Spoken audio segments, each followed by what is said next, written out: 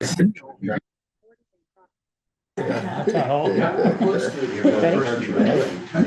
evening, everyone. June 10th, Warren Select Board meeting. Do we have any public comment? Is this the only time we can talk about the path? No. Sure. We'll have time to talk about the path at 7:05 if we are on time. Oh, wait. Is this the only time to talk about traffic coming? No, Okay. you'll have plenty of time to comment on any of our agenda items. If there's anything else you'd like to say, now would be a time. We also have an opportunity for other business at the end of the meeting. All right, cool. Agenda changes. I just want to be clear that in our conversation about the Mad River Path, we're talking about the village terminus and also the possible development of phase 1 of the path from Warren to Waitsfield.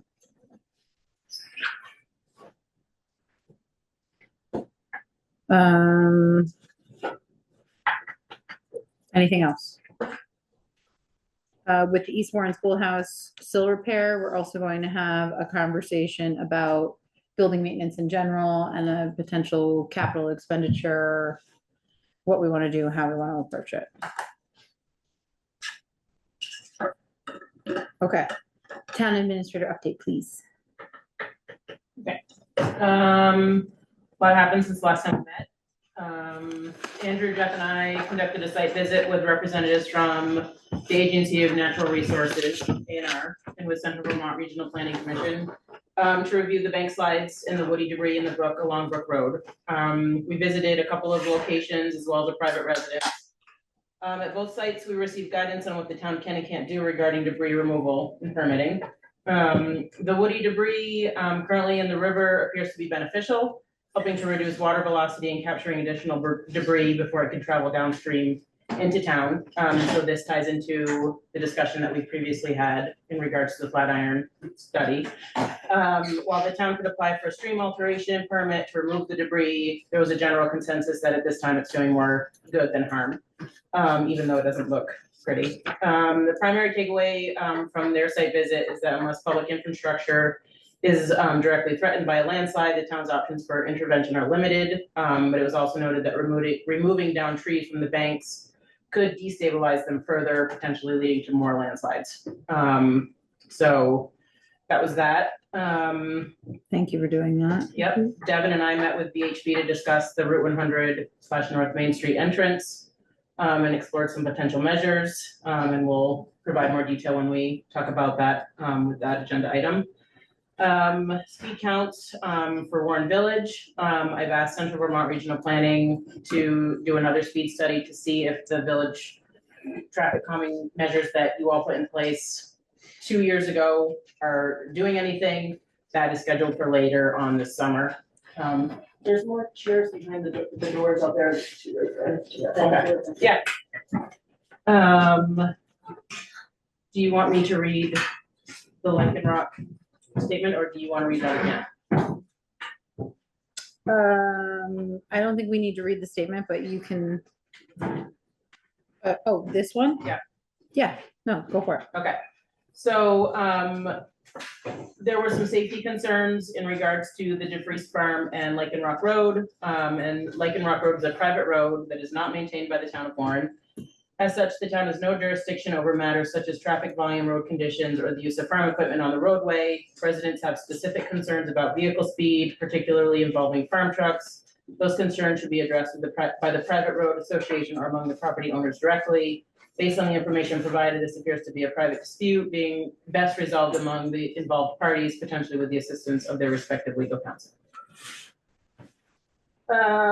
In regards to the looters, Camilla and I spoke with Ruth last week. She's currently waiting on a map revision that's been sent to Central Vermont Regional Planning. And she's been informed that it won't be ready until the end of June.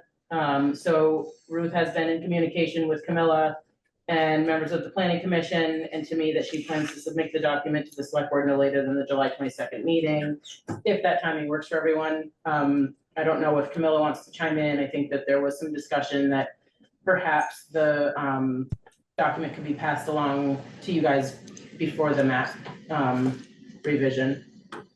Oh, Camilla, July 22nd? yeah, well, she said July 15th, but we don't have a select board meeting on July 15th. Well, I mean, I guess my question is, if the map comes back the end of June, and again, this is why I asked her to write to us all an email with what the process is. Right. But we have all of the other changes, I believe. We're just waiting for the map. And so I'm not sure that it's I'm not sure we have to wait until a meeting for the select board to decide when to offer their public hearing. Right. That just seems like it's pushing it way out. Like she could hand it off to us at any point in time. It doesn't need to be a meeting. Yes, and yeah. that's what I'm thinking. But again, I asked her to please give us the statutory requirements so that we understand with the warning and everything.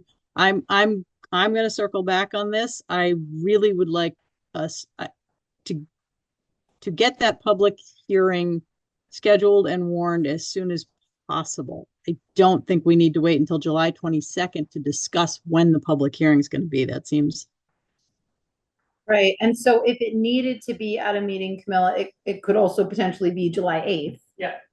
Instead of the 22nd, if that's it. It could be a special meeting where we're just gathering via Zoom to say, okay, we've received the document and this is when we're going to schedule our public hearing. We're not going over the document. We're not doing anything significant. I just put July 22nd just because those were our next two meetings that don't have specific agenda items on them. Right. And I think what Camilla's saying is if we get the document, like say it gets delivered to us on June 26th, then we can say, let's set our public meeting and warn it. Yeah. And we've given her 30 days notice so we can get it done, hopefully by the end of July, instead of that 22nd meeting, making it have to be August. Right. Yeah, no, I'm fine. I'm fine with that, but I'm not the person involved in getting the literacy off. Yeah. So Camilla, I guess, will you follow up with Ruth and maybe we can like have an end of June deadline for it to get delivered to us? Yeah, I mean, I think what she's waiting for is CVRPC to get the one map back. Other than that, there are no changes from what we've already seen and passed on to our attorney for his comments.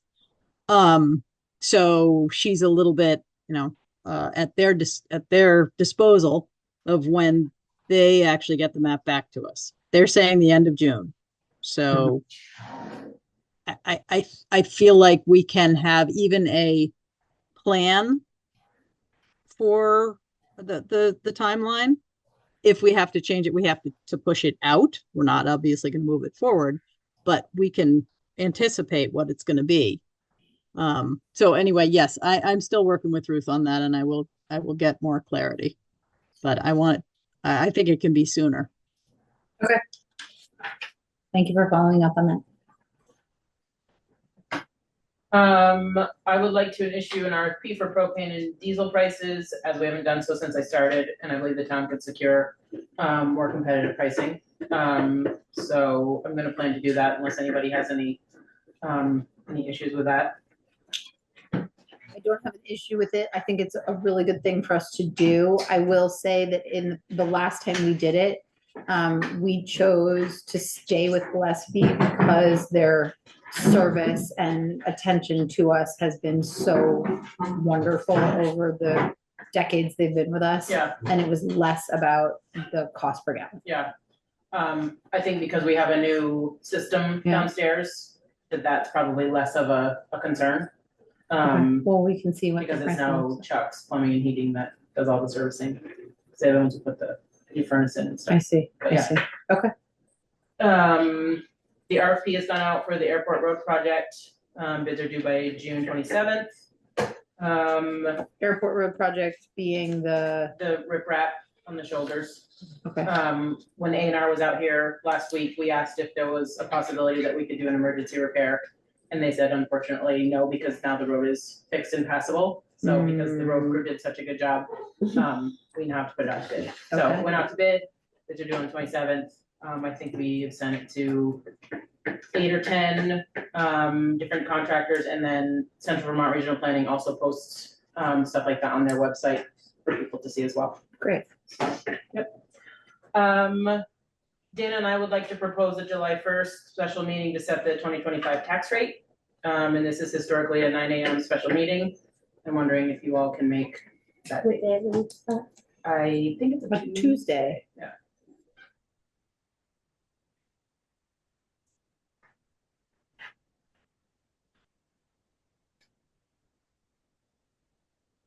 I mean, you could participate via Zoom too.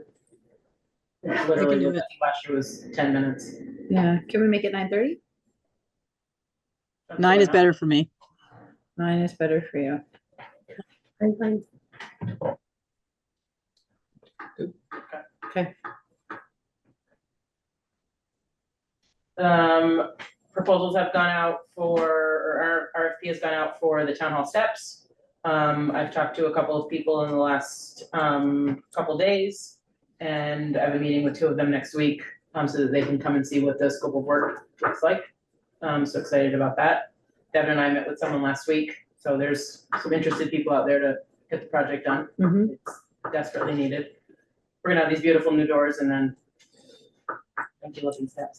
And then just a reminder that the roads in Warren Village will close at approximately 8:30 on July 4th until roughly 1 o'clock or until the sheriff opens the road back up.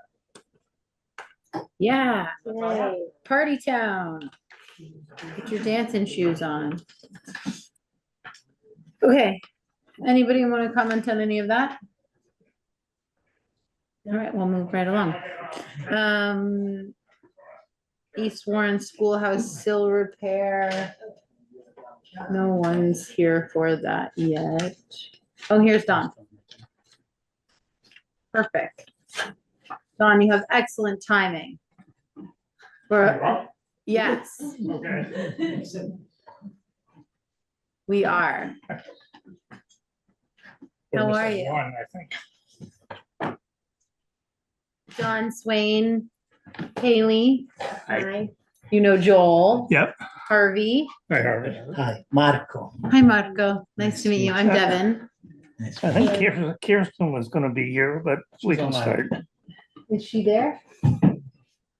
Nope.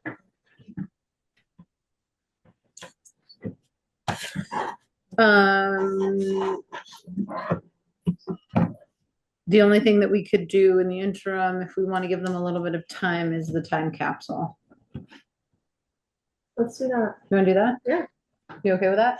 Everyone okay with that? All right, John, we're gonna give you a few minutes, but you can stay. Okay. You don't have to move. Okay, so the time capsule that was buried in 1976 is due to be dug up. There's a little bit of, we did touch on this at one point before, because it's meant to be dug up 50 years after the date of burial. But in the town report that was done the year after it was buried, it was determined that it would be dug up in 2025, which would be 49 years. So I think it's just a little bit of an error. What do you guys think? Let's just do next year. 2026. 2026. I think it should be 2026, and I think we should think about a time capsule to replace the time capsule. Since we're gonna have a giant hole in the ground anyway. Right. Apparently it's a gondola from That's- Sugarbush. Well, there's also been a lot of rumors floating around on Front Porch Forum too. I don't know. If Yes, you've this seen is these. true. Yeah, I think you passed it along. Several potential millions of dollars apparently. You have were- bank checks for Yes. banks that don't exist anymore. Yeah, right? yeah. Jim so Sanford that- has all the details. He was part of it, so. Yeah. He Where says is things are really well duct taped inside a mason jar, so we don't have to worry about water infiltration. That's what he told me. it? Yeah, so lots of rumors swirling, but I think we should plan to replace it when we dig it up. And Camilla, do you know who sort of organized the burying of the time capsule? Was it the planning commission or? Well, no, I don't know that. I just know that Jim was one of the people that as he said, because he and I have been going back and forth on this, that he was one of the instigators of it. And no, but you know what we might be able to do actually is go back and look at meeting minutes, because we do have all of them. I've looked at them from that period of time. I think we'd still have, yeah, from 76. That might give us a sense. My personal opinion is the Historical Society should head this up. I Jim, are you there? reached out to Jim. I talked to Jim on that. Oh, and Shannon, our historian. Town historian. Yeah, Yep. I don't know, Jim, I can't see your physical face, but I think it sounds like something we could help with, for sure. And we definitely need a new one, 100% on that. And if we're gonna use any bank checks, we should, No one has money anymore. Okay, so the other piece of this question, and I'm thrilled about, next year, because I think it feels a little too soon right now anyway. Yeah, no. Do you want to mute Shelby? Is when should we dig it up? Should we dig Do we it have to up? decide that now, or can the Historical Society work on that? If, as long as we know we're not doing it in 2025. Where is it? It's next to the gazebo. And there was was it in the town report that it was supposed to be dug up on the 4th of July, or am I making That's that what I up? was thinking when you just asked. That seems I kind of think insane. Logistically, it's a bit challenging to do it on the 4th of July. So maybe it could be done prior to that, and then like the things could be shown at the 4th of July, or like it could be a parade in and of Yeah, itself. We like could Ron put the old said. gondola on a trailer. Mhm. Okay, so we're gonna have to follow up on how that gets done. And Camilla, are you suggesting that the Historical Society sort of take on the digging up of it as well as the replacing of it?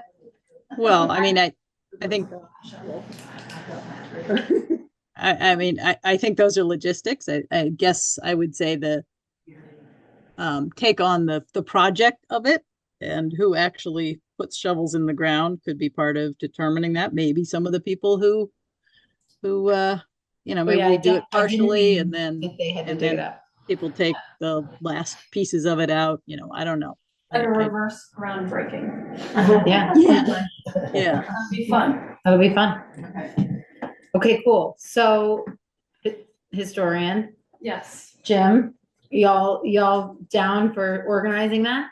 I mean, I'm gonna say yes, so Jim. Where is Jim, Jim? Jim and I had Yeah, emailed that sounds great. No problem. Yay. All right, and we'll put it on the agenda for, I think, next week is a meeting, maybe, I don't know, Juneteenth. Jim knows. For the Historical Society. And then Sure. just check back in with us. I think it would be good if we set our plan, in the winter months so that we know when to expect to I'll do give it. you in my quarterly report. Excellent. Love that. Good. Okay, anything else on the time capsule? Awesome. Do we have our people on board for East Warren? Well, Shelby's here. She's on the East Warren market, On the market board. on the market board as well. Okay, do we feel like we could move forward with that conversation then? Yeah, I think so. Okay. Yeah. So I dispersed some information to you all. In doing repairs, it seems a rotten sill was found under the eastern side of the market, Right. in front of the loading dock. And Roots Work communicated with us, as they are supposed to when there are any major repairs, about the nature of that sill repair. I have looked at it. I've talked through with Hugh Johnson, who you all hired to do the repairs, his program for how he wants to go about replacing it. Joel was there. We've looked at it together, and we feel pretty good about his approach. Yeah. And we feel like that's reasonable. We also understand that a sill replacement is not standard maintenance. And the agreement that exists between the Select Board, Town of Warren, and Roots Work is that you all pay for standard yearly maintenance, and that we're responsible for capital expenditures. So we're having a conversation about okaying the funds to replace that sill. And then the other piece of this conversation is around the general state of the building and how we want to see it repaired, painted, et cetera, moving forward. I'm newly involved with this project with you all. And when I went to see the sill, I was really surprised that the building was planned to be painted. Because the siding, in my professional opinion, is in really bad shape. And so I asked us to all just like take a minute and talk about what our best course of action moving forward is. And so that's what I'm giving us an opportunity to do here. And I'd love for Joel to weigh in. Yeah, we discussed with John that the clapboards were in bad condition on most of the sides. We talked about how the paint was probably lead, and so anything that we do is going to have some lead abatement to it. And then the larger question of the whole thing is, do you strip the building of all the clapboards and then put new ones on and then paint it so that you don't have to deal with the lead abatement ever again, as just as a solid move? Do we paint it as a Band-Aid for another couple of years while we raise the funds so that we can strip the whole building and do that kind of work, and then address all the sills and then the claps and do sort of a fully figure out the sort of the exterior of the building in its completion? Right, because ideally, if you're gonna re-side that building, you'd bring it up to modern standards a little more, right? You'd add a thermal barrier on the outside, give it a little more insulation, strap it, install those clapboards correctly, with a good, underlayment there, and make sure that you've, done the work that's needed for the next 150 years. And so I think we were feeling a little concerned that the $60,000 that y'all are about to spend painting that building is maybe better used in contributing to repairs that are more long-term and more meaningful. The question becomes, the timelines are really tight here. And typically for a capital project like this, we would see grant funds and an opportunity to get some help to improve the energy efficiency and repair a historic building. So do we feel like we can do that in this building season, so that maybe there's an opportunity for your painters to still paint the building next spring? Do we feel like that's not possible? Do we feel like we need the painting as the Band-Aid in order to give us time to do this? That's sort of where we're at. And I'd just like to open it up to, everyone to participate in the conversation. And how do we do this? Okay, just backing up a little bit, it's too bad Kirsten isn't here, because she's the one that has negotiated and worked with the painter as far as the painting contract. But a lot of the lead abatement, et cetera, the reason that I think the contract value was in the mid $50,000 range, and it was in part because of the abatement. Definitely, issues. yeah. So She said it was 60. those were going to be addressed in the paint contract that had been let to be done this year. Right. Our understanding from John was that every single time that the building is going to be touched ever again, even since it has lead paint on it, every single time there's going to have to be a lead abatement person on site to deal with it. So the question was, if we paint it even again, and anytime somebody shows up to paint it, they're going to have to do that. And so that's why he brought up, like, do we get rid of it all at once forever, and then we can. Here she is. Okay. Sorry, I'm late. That's okay. Coming up, there's a seat in the front row. We're just chatting. I just was giving background, which and we're digging into the conversation about how do we do this best? Should we move forward with painting to buy us time to think about how we improve that exterior envelope? Do we have time for that? Do we have an appetite for that? what are the ins and outs there? Okay. So John was just speaking to the Okay. painting. What I said was, it's unfortunate you weren't here because you had negotiated, the primary negotiated with the painter for the work. In the beginning. And the lead abatement issue had come up. So, let me just, I've got 3 or 4 points and then we Please. can go back to this. Yeah. The east wall of the main building where the fire escape is, Mm. there's no coincidence that that part is rotten and there's a fire escape. Yeah. splash pad. So, in our opinion, the first move is to solve the problem of why the fire escape is causing the water to splash against the building and run. We came up with the solution of a gutter. A roof over the fire escape there had been one.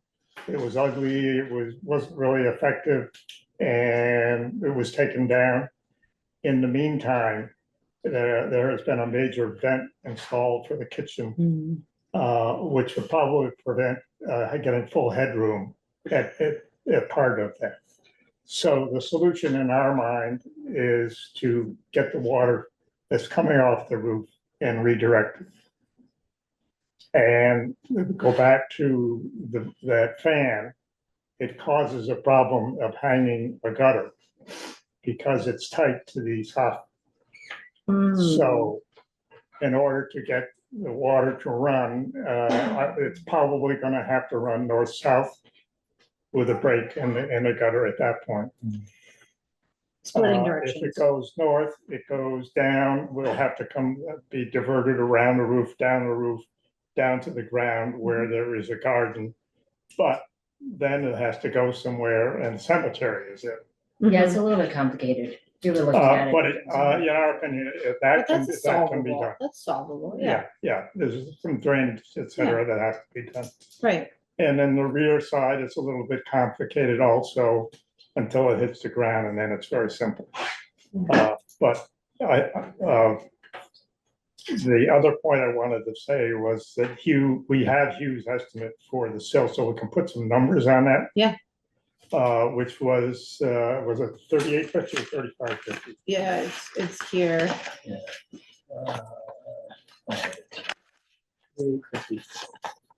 3858. Right. Now, that did not include 2 things. One, if Luke were to come in and help. We don't have any number for Luke's time. Mhm. And the other is that his estimate for the clapboards only took the clapboards, replaced clapboards up to where he stopped replacing studs. And I think everybody's opinion, it's got to go all the way up the roof, probably almost to the south. The whole east side. Yeah. I thought, yeah, we were talking about the fan. There's a Yeah, fan. that comes out the first floor. Yes. Yeah. Yeah. Yeah, this is one of those intricacies. And so what I had said to him last when we were on site was, there's really no way to know how many you have to take off until you start doing the work, because you don't know how far the rot on those Yeah. framing members is coming down. Like under the window, it's probably from the windowsill down, because that windowsill is rotten. So that's likely your water infiltration zone, right? So, and that then begs the question, Don, and maybe we want to save this conversation until you're finished. If you're gonna reside half of that side of the building, do you reside the whole thing? And then if you're gonna reside the whole thing, do you add external, right? Like, how much patch do you do before you just do it the way it ultimately needs to be done? Yeah. And how much money do we want to throw at a patch? Okay. The reason I brought it up is that the 3850 only goes up as far as the rotten studs. Right. So that number is going to be higher for Luke's work and Totally. probably for a lot more clapboard. Yeah. Understood. Gutters. Yeah, so we got to add gutters to that as well. Which you we have- have not, we just. We haven't came to this spoken with anyone conclusion. about that yet. We were But just thinking we'll get a about quote it. on Yeah. And is that not something that you had thought of prior to like this rendition of building Yeah, no, the maintenance? gutters are new. This is a new thought, Yeah. Mhm. okay. And I guess it's a way of avoiding touching the fire escape. Because that's grandfathered in, and if we touch it, we have to replace it with something to code. Yeah, Is it- it's a hornet's nest. Yeah. To get it attached. Okay. Is that all you had? On As your far list? as that section. Okay, do you want to continue, or do you want to talk about it? If we can go to the, what you call the east wall of the, add-on. And your impression of it was that it should be replaced. I don't know that I'm there personally, you know, I used to be a builder. Yeah. It's ugly, but a lot of it is because the paint has come off a lot of the clapboard, so you're seeing some bare wood that's turned gray, but On the I went around. south face, for yeah. sure. Yeah, I went around and I couldn't find any rot per se. I think the south face clapboards looked like they were in good shape. Those are like the newest. It was just the east gable end of that where the clapboards are like mostly split and deteriorating. On the east end of the new Little storage. addition, storage area. yeah, where the foam is coming like through the windows and through some of the split claps. And the foam is coming through. Yeah. We were talking about maybe putting, there's the little glass piece Yeah. of that. Maybe putting a board in there and just painting in there and keeping the frame of the little windows, so you get the history of, I don't know, Yeah. what the outhouses were in there. I don't, Right. you know, you wanna keep a historical piece of it, but the cupboards didn't look too bad on that side compared to the east side of the schoolhouse. Okay, I wouldn't put that as a high priority. I would have put that a little lower on the priority And- scale than some of the other things. And when we looked at John Anderson's assessment, he didn't even bring that wall up. So, he brought up the siding in general needing to be replaced.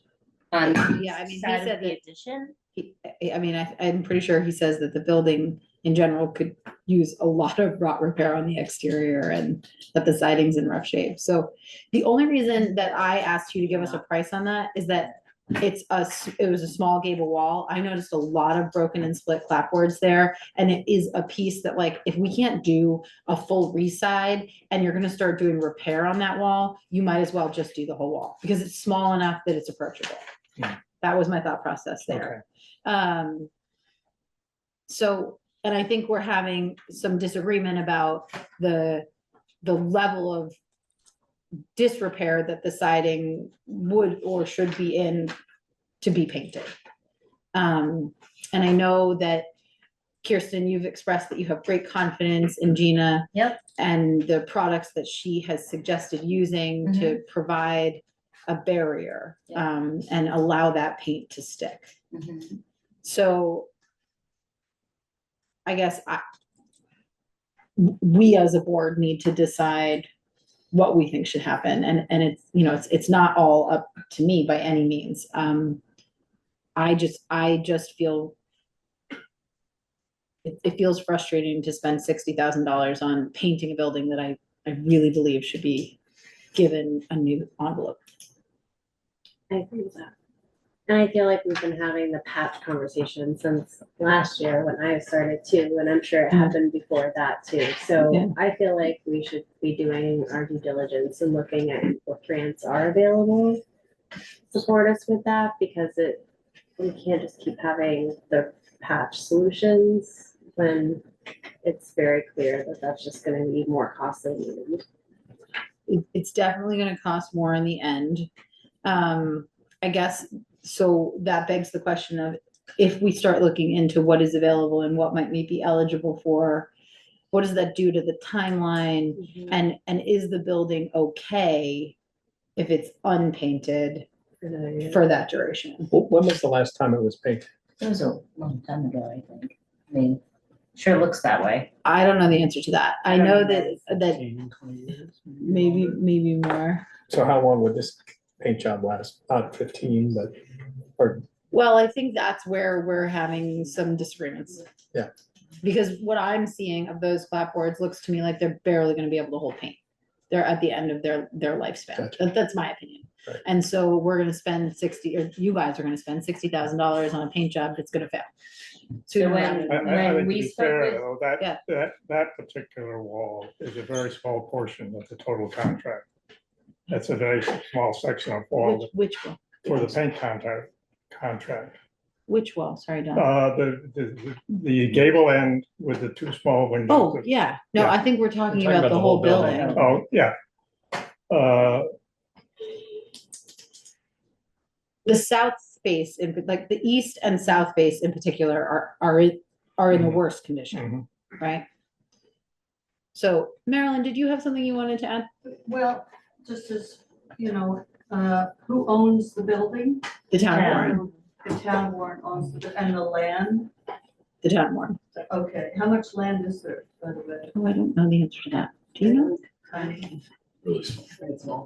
I don't It's a know. bit of a postage stamp, I think. Well, the Well, community they've got gardens the are, gardens, yeah, So it might be a close few to an acre. acres. It might be on the appraisal. You didn't print the appraisal, right? Anyway. Your point being, The fellow who owns the Alpenglow, Zach, he bought land and where the gardens are, the, he bought a piece of property from a private landowner, not from the town. So he is adjacent to that section. okay. Yeah, so the gardens in the back are the community gardens. That's also town-owned land. And they abut, and Burling's land, which are those meadows, right? Yeah, And that she sold Wolf some also uses for his flower operation. Right. And house, I think, is at the top of the hill. And has the town owned it forever? I guess, since we had a school there. Okay. Yeah, and we entered into this agreement with Roots Work in the early 2000s, is that right? 2002 or something? The rental, our current maintenance. Yeah. Yeah. Or About when the Falaces store, Mac, do you know the answer to this? we've been in there since 1996. But I 96. don't know what the agreement was at that time, because most of what Roots Work was doing was with the gardens. Oh. And that went on into the early 2000s. Okay, And then when Roots Work started up its fuel program, it started having some income. And that's when we got into, I think, a new rental agreement that stipulated some maintenance requirements. and the Every year. market, but Andy was giving me a little bit of background on this, and he said that there's a stipulation that there's a market there, but I didn't read that in the rental agreement. Has that been maybe I missed it, or it could have been a verbal agreement, I'm not sure. do we have a sense for what it would cost to replace the siding? Is that what we're talking? It's a big bill. I think it's probably $250,000 Oh, well, to do it right, somewhere around there. I mean, I'm really like pie in the yeah. sky here, right? But it's a big project. Yeah. Yeah. And understandably one that Roots Work cannot, Right. nor should they have to shoulder the burden of. There are grants through the historical building state Yeah. grants.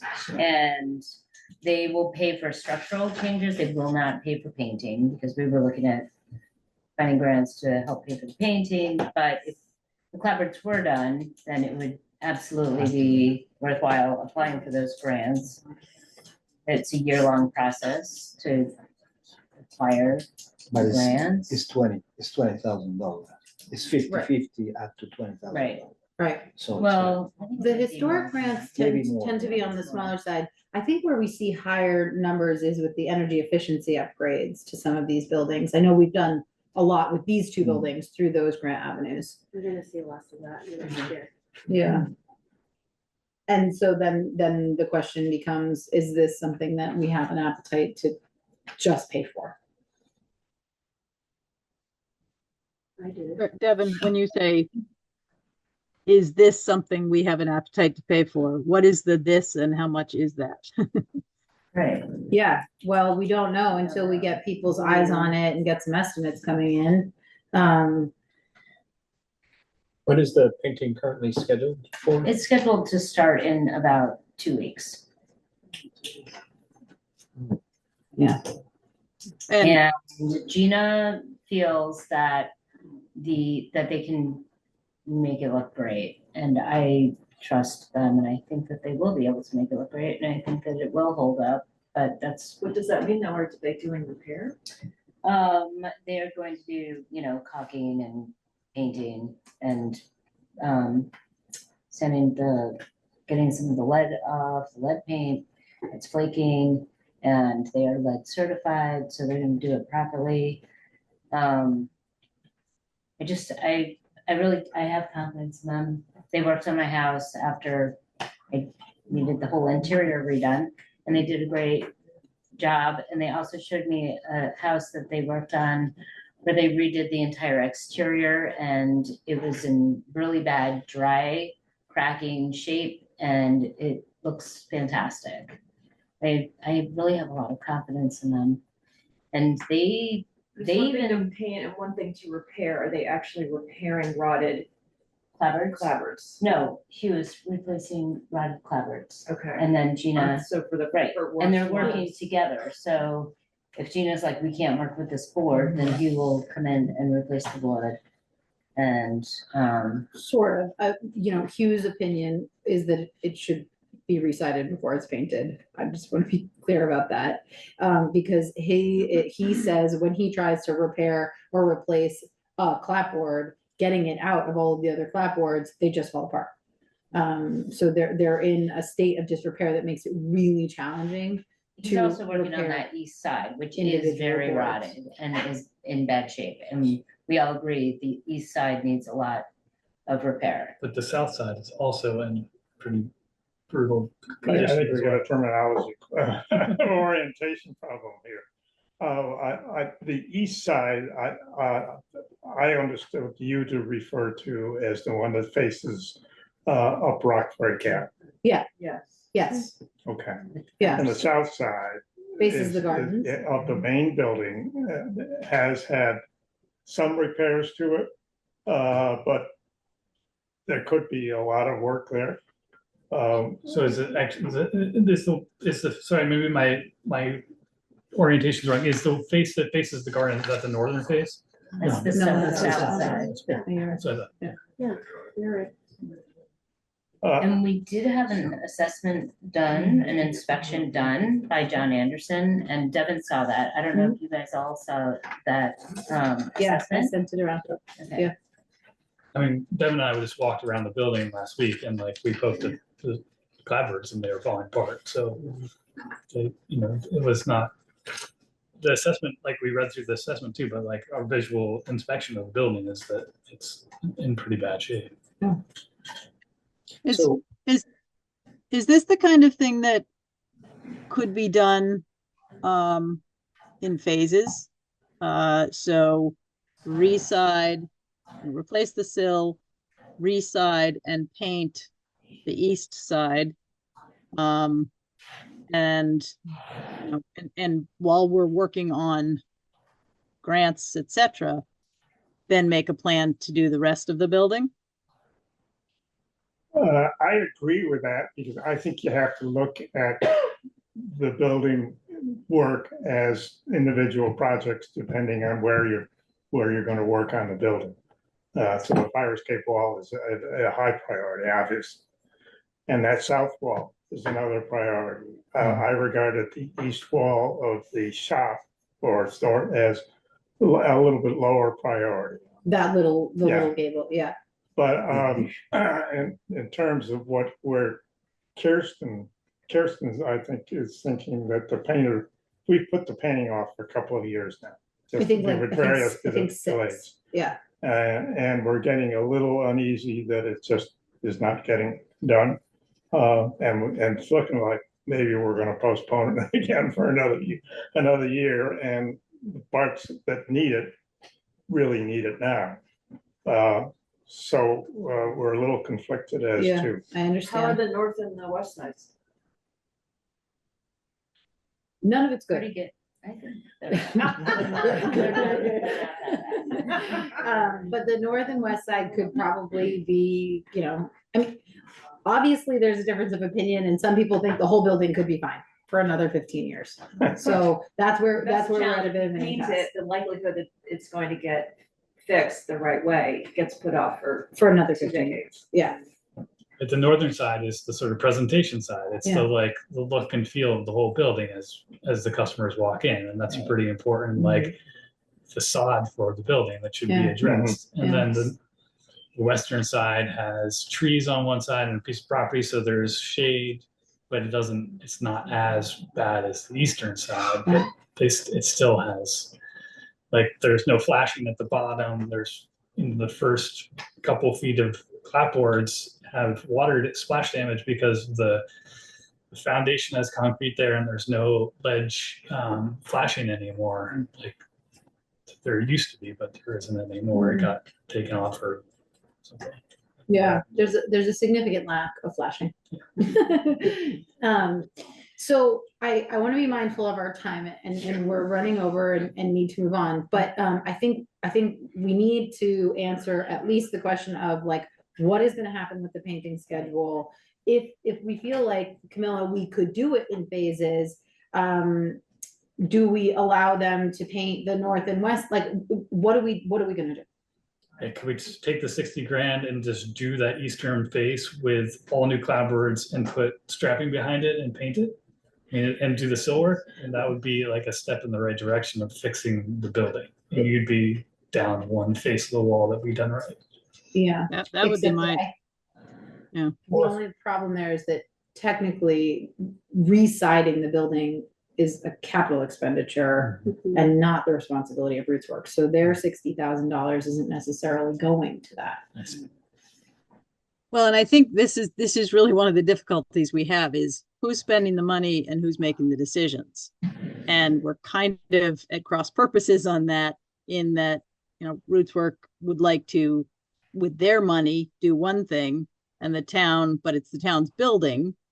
And so the town would like to maybe do something different with our money, but we don't want to be in conflict with each other.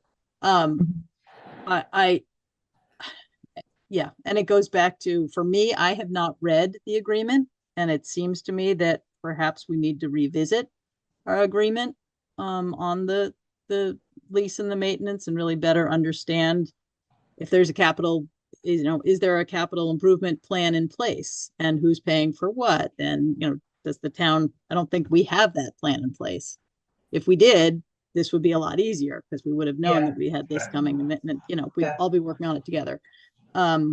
It still seems to me, and maybe we can work this out with Roots Work, if that's agreeable with you guys, that the best thing for the building is to attack that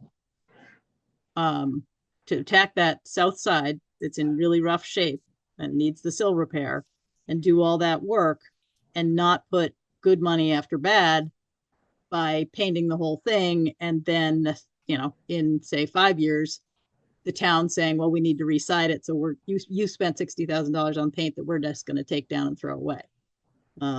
I'd like to see us come to an agreement there. So maybe the compromise there, Camilla, and let's brainstorm this.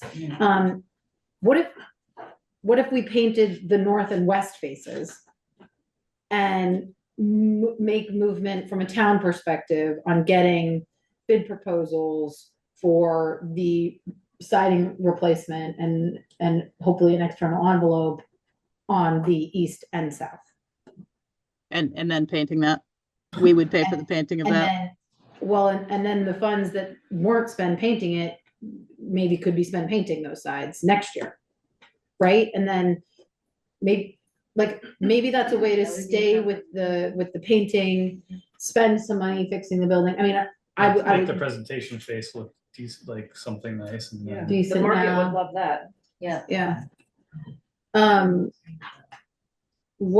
does that feel from, like, taking care of the building perspective as well, though, right? Because we want to make sure that our envelope is secure so that we don't have more rot, et cetera, right? So it really Right. requires that north and west face are in good enough condition for that.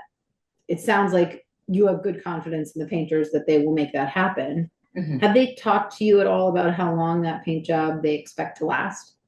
I do not, no, I have not. That'd be a good 5 to question. 7 years, right? Is that? Gina's in the legislature, so when she's finished, then they do their summer outdoor stuff. Okay, sorry, Don, what did you say? Oh, I was just saying it'd be longer than 5 or 7 years. Well, isn't that the joke though? It's painting your house. Yeah.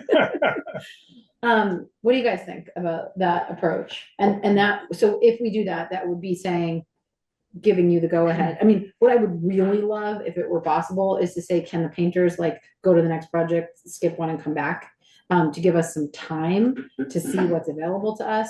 But I understand contracts and nobody wants to bail on a contract. So you're saying essentially execute half the contract for painting now, two sides, and execute the second half of the contract after the town has reconsidered the siding and repairs, And repairs on those two faces. which could potentially be next year. you're Which saying. could, I mean, if we can find a contractor to do it, and if it isn't this year, maybe it's next spring and they can paint late summer, fall. That seems certainly doable. So the to-do would be, is Gina willing to split the contract in two into the second half next year? Where does the rotten cell fall in that scheme? Yeah, we have to approve the paying for the rotten stuff. We gotta Yeah, fix we that. can, I mean, Gotta fix Yeah. this stuff. Gotta fix the that seems straightforward That to one me. off the list, Don. Okay, but I mean, that Do I hear a involves, motion? that could potentially involve almost the entire, I call it the East east wall side. of the old building. Yeah, it could. And to that end, is that something that Hugh has time for, is capable of, I mean, like that is, this re-siding building is typically a 3-man crew, right? So I'm not sure that that's the best fit for him. And if the town is paying for it, we have to put it out for RFP. Okay, So we're gonna have to bring someone else in to do that. I am comfortable, well,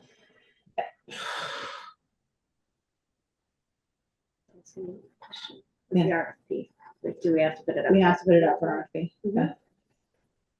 I think, does it feel Yeah. like that's where we're going with this? Yes. Camilla, weigh Yeah. in, would you? Yeah.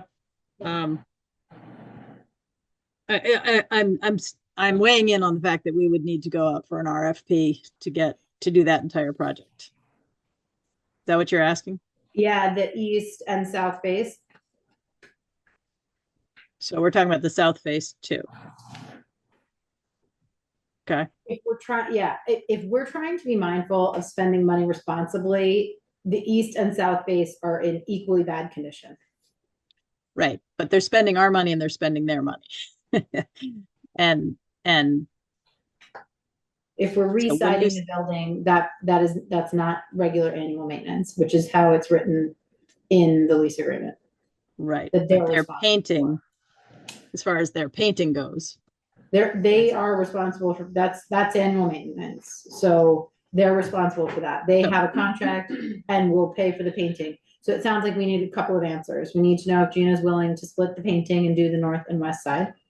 I'm This sure year. that they would prefer to paint new clapboard than lead paint clapboard. Yeah, yeah. So, you know. And so then I I'm sure guess, they wouldn't Don, what you're consider it. saying is like, are we gonna approve the sill repair if we're getting RFPs to replace that whole wall?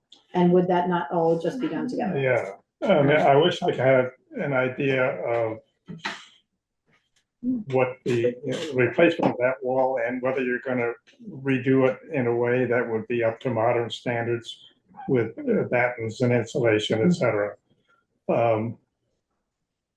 Roots work, and this is a board decision, not mine.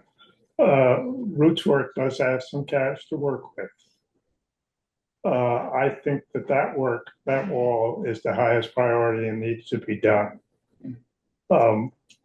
Whether there is some way of Roots Work paying for, if it's not more than 20,000, let's say, because we have a money market account that has that kind of funding in it, those funds would be available for that and somehow be exchanged for funds from the town to do, to cover The painting other next things year. that we would normally pay for.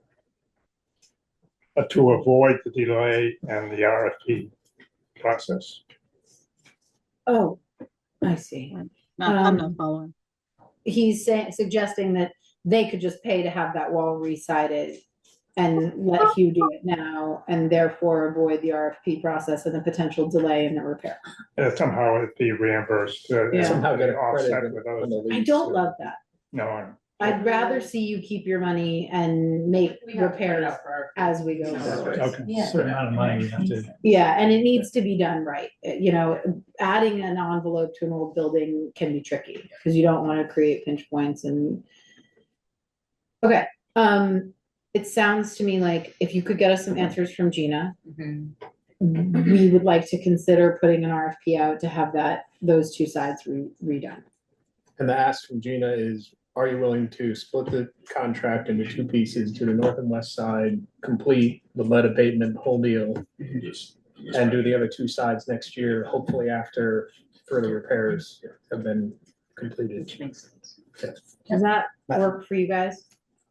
We did, I think, you know, the building is a town building, so it's, you have the last word, I think. But the question is also, if you think that the whole building needs to be decided, and then, you know, things change. I mean, we could use half of the money and paint, but it's kind of, all right, we patch it up in a couple of years, we have to redo the whole thing, then, you know. Yes. Yes, that's what's It's a gonna little bit of a consideration. I mean, Yeah. we can patch it up now because we have these deadlines, but you know, the town has to consider what they want to do with the building. That's what we're concerned about, is like you guys painting it and then us knowing that the building needs to be completely resided and basically destroying, just throwing away your cash doesn't feel very good for us either. So we're just trying to strike the balance between residing it and painting it and getting the best out of everybody's time. And this is where that capital, improvement plan comes into play. If we had one, we wouldn't be in a situation where, you're wasting your money. So the simultaneous to getting to doing what we're doing is to put that plan in place. And part of it would be, we have to replace the siding on those two sides that you just painted within a certain number of years. Yeah. This is Shelby here. Just I haven't been able to locate how to raise hand on Zoom. So I'm a resident and serve on the East Warren Community Market Board, but just chiming in more from a general resident perspective, I think the observation that just kind of refreshing board and Roots Work understanding of what the overall lease obligations are for each party is probably really prudent, as part of the general topic consideration and education of select board. And I think probably specifying, because ongoing maintenance and capital improvements are somewhat intertwined, as the whole conversation is evidence of, I think it may be also really helpful to perhaps increase clarity around when there are who is primarily responsible for notifying the town of capital improvement opportunities, because the plan will lay out, capital improvement plan will lay out, regular schedule of degradation and maintenance or capital improvement expectations, but there may be things that arise, and whose responsibility it is to identify those, I think could help clarify for Roots Work if it's their obligation or if it's the town's obligation. So I just wanted to kind of add that piece into the overall refresh of the lease, or the lease or grant, whatever it's called. Yeah. I think good that's, point. that's great. And we as a town are having a conversation about who does that on all of our buildings. And so looking to bring either a company or a person on board to help us manage that. And I think that will be important to include all of the buildings that we own in that process. Okay, I think, Marco, what I'm hearing you say is that it may be valuable to hit pause on the painting and consider the whole building at once. Is that what you're No, suggesting? I mean, it's not that I'm saying, I think fundamentally it's a building that belongs to the town. Yeah. And you have reservation, everybody has reservation if painting itself was the best solution, but obviously it's a problem of capital. Mhm. If there is no money, you can't do all the things you want to do. Right. And so that is just one consideration. So the idea of, for example, doing two sides and paint the other two sides in the meantime, it could be valid, but it still also has the point that probably half of the money that we are using for our paint project is probably going to the drain in a couple of years. Yeah. And so that maybe. And there are intricacies there, because if we're gonna add an external insulation, all of the corner boards will need to be changed out in order to accommodate the build out that that'll create, which means if they on July 1st start painting the north face of that building and they paint the corner board on the east side, it's gonna get taken off. Yeah. And it's gonna need to be Yes, repainted. but So- on the so- other hand, the building is getting old. Yeah, So we can't postpone because we don't have the capital and we want to do a good job, the best job possible down the line another few years, because the building is Yeah. falling apart in several points. Yeah. So, it's kind of a difficult trade-off to yeah. find what's the best Right. path to. And it's gonna be a large capital expenditure. I think we have the funds if we need to have them, yeah. It would be great to be able to get some grants, especially this year. And so by painting those two sides, we give ourselves 5 to 10 years to put a plan in place to replace the rest of it. Yeah, I don't think it's gone to waste. You're buying time. Yeah, I think it's a good compromise. It's gonna be important that we can coordinate with Gina with respect to, painting those corner boards and where there will be build out and make sure we're not undoing things that they have done. Mhm. So we'll have to continue that conversation. To Shelby's point, when was painting brought up to the board? Or Last like year. Last year. Well, that's not entirely true. At first, I think it was about 6 years ago, and then someone bailed on the contract, right? I was not on the. Yeah, I someone knew bailed that on the last contract. year. They became unable to do it. And they've been looking for someone to do it for a number of years since. Okay, and then the clapboards, like the actual condition of them. Yeah, I think the responsibility for the delay in time on this rests firmly with this board. Okay, great. Good to know. It's absolutely our Yep. fault that we're having this conversation so late in the game. Okay. And I have apologized, and I will continue to apologize for that. I'm sorry. Okay, so, do we think we need a motion? I think we're good. I think we have a plan to move forward. Will you please keep me in the loop with respect to Gina and what she says? And we'll draft an RFP. So we're gonna do two walls. Yeah, I mean, the two walls is gonna include what's necessary of that addition as well, which I think probably ends up being the north and east, because the south wall was redone recently, although Hugh has a plan to add some nails, which is good, because it didn't get back nailed. Well, yeah, I'm talking about what I call the east wall. Yeah, yeah, but so when the town resides the east wall where the fire escape is, Mhm. that's gonna also include the east wall of that little addition, and Yeah. probably the north wall of it as well, Okay, that whole corner. And then we're gonna get into the weeds with the fire escape. And then the south wall, is that something that you feel should be re-clabbered, right? Yes, That's what you yes. were saying, the Yep. south wall too. Okay. Yep, The whole building needs to be recovered. let's be clear. It's just a question Okay, of but we're when. painting the Yes. north and Time the frame. And the west. This side. round, If- Okay, good. Yeah. Good. First round We're is good? just Give two them some sides. compromise, yeah. Camilla, I'm sorry, we couldn't hear you. Would you repeat that, please? Just clarifying, the first round is two sides that the town is doing.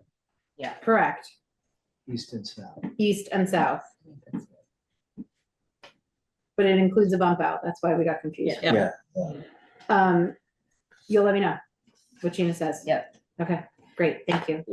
Thank you, guys. Thank you. Appreciate Thank you. your willingness to work with us on this. Sorry for the delays here. And we are delightfully behind schedule. Sorry. But nonetheless, important work is getting done. Thank you, guys. Okay. Misha, would you please?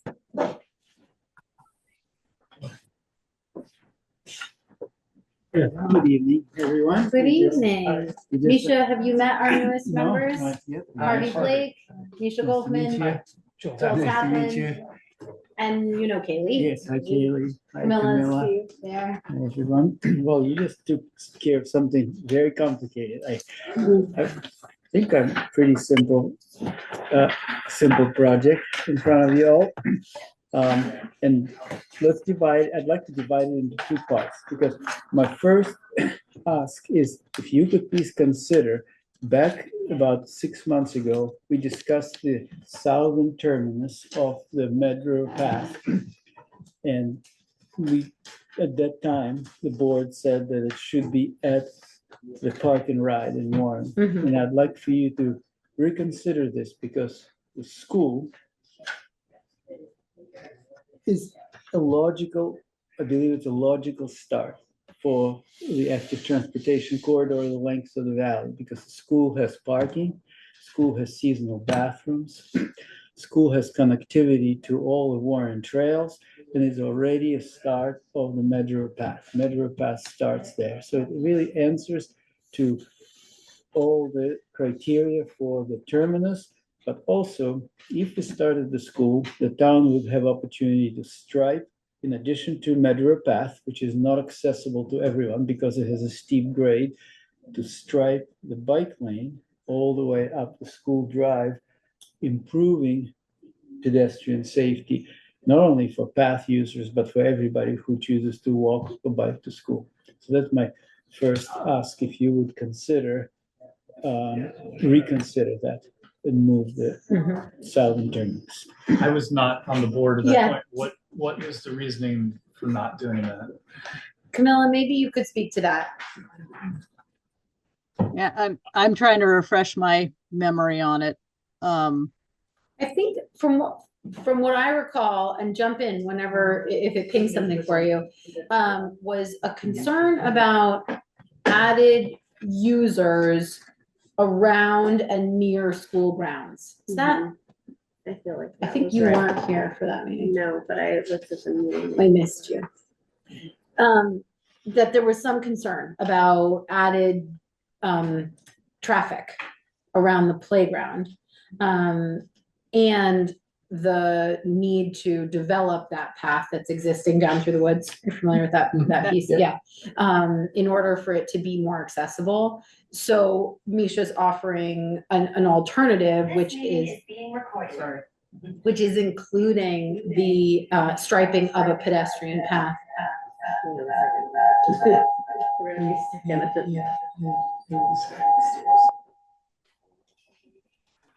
So as opposed to going up the path off of Brook Road, you're saying stripe the path up School Road? I think both, right? So it provides the path currently comes down through the woods. Yep.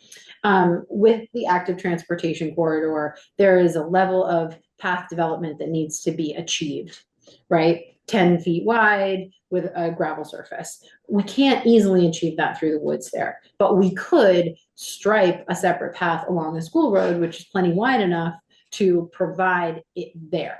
Okay. And that would allow connectivity from the path that exists at the recreation field with the town and the village striping we've already done, following all the way up to what will be the next part of the conversation. Lisa has her hand up. Lisa. Yep. Hi. So I just really like the idea of the path ending at the school. There's a lot of activity up there now. I mean, and it feels like good community activity. But I think there's still tennis courts, there's a skateboard park, there's the path, there's the dog park. Doesn't seem to make sense to me to end at the park and ride. Thank you, But Lisa. yeah, I haven't looked at it a whole lot. This is the first, I'm hearing of it, but lots of folks are going up there. They sure are. It sees a lot of activity and it's a really awesome space. And if people can bike or skateboard or do something else or rollerblade up there, all the better. Thank you. Does anybody else want to weigh in on that southern terminus being the park and ride versus the school? Any thoughts in the audience, on screen or in person? Shannon? I absolutely agree with all of this. I think it should definitely be a part of that community hub that we're trying to create as the town of Warren up near the school. I'd also be in favor of Agreed. stopping at the school. Yeah.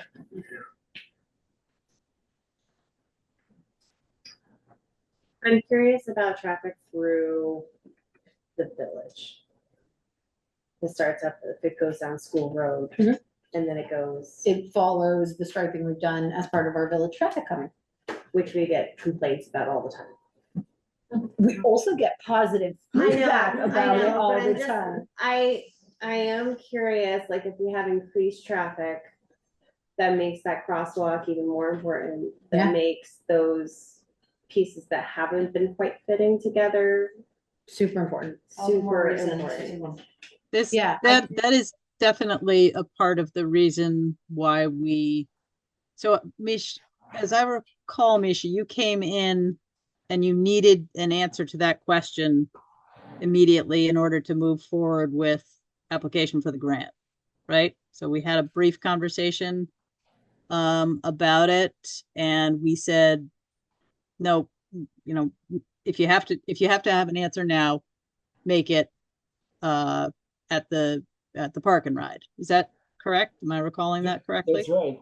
And Okay. now, you really don't have to take a lot of time with this, because now I'm here with the proposal to build the path. So now, like, let's look at the big picture, and then you guys can decide whether. That was what I was gonna say, is I'm not prepared to make any decision on this tonight, because I don't think we've had enough time to actually look at it.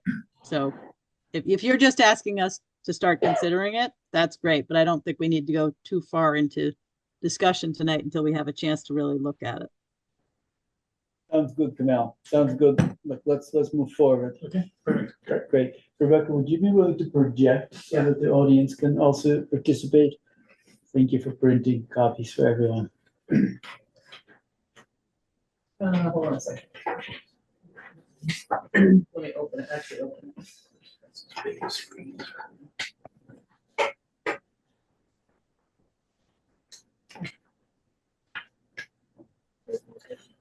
You're good? Yep. Great. All right. So today I'm bringing to you scoping report and proposal for design and construction for the Med River Path, the active transportation corridor, the lengths of the Med River Valley. So for Rebecca, if you could slide one down. Yeah. So for over 30 years, the Med River Path Board and volunteers held a vision for connecting Warren and Waitsfield with unbroken bike and pedestrian path. And you could slide down, Rebecca, please. And now we have a unique opportunity to realize this vision for the benefit of present and future generations. So this is a really exciting moment. I'm so excited to be here. I've been working on this for almost 2.5 years, and the Active Transportation Committee, many members of which are here, have been working on this very hard for the past 9 months. Rebecca, we can move down one. So in the summer of 24, with support from Warren and other 4 towns in the valley, we embarked on the Active Transportation Corridor study, and we have completed the study. Can move down, Rebecca, as well. And I will summarize for you the purpose and need. This is abbreviated. that our goal is to connect Warren, Waitsfield, Moortown, and Middlesex with a 10-foot wide bidirectional off-road path, creating a backbone for sustainable economic and community development. We will increase alternatives to vehicle transportation between villages, schools, services, and businesses. We'll connect fragmented recreational sites and statewide corridors. And will provide safe off-road routes and greater mobility opportunities for vulnerable groups. Slide down. We, through public engagement, field work, and engineering study, we've determined the best way to connect the villages in the Mid River Valley with a contiguous off-road bike and pedestrian path. And now I will just briefly take you through it, and it may be hard to see on the screen for the audience. I apologize. We've divided the project into four segments. And segment 1 is Warren Village to Montfield. Montfield is in Waitsfield, and Montfield is where the Waitsfield wastewater project starts, which is significant to our project.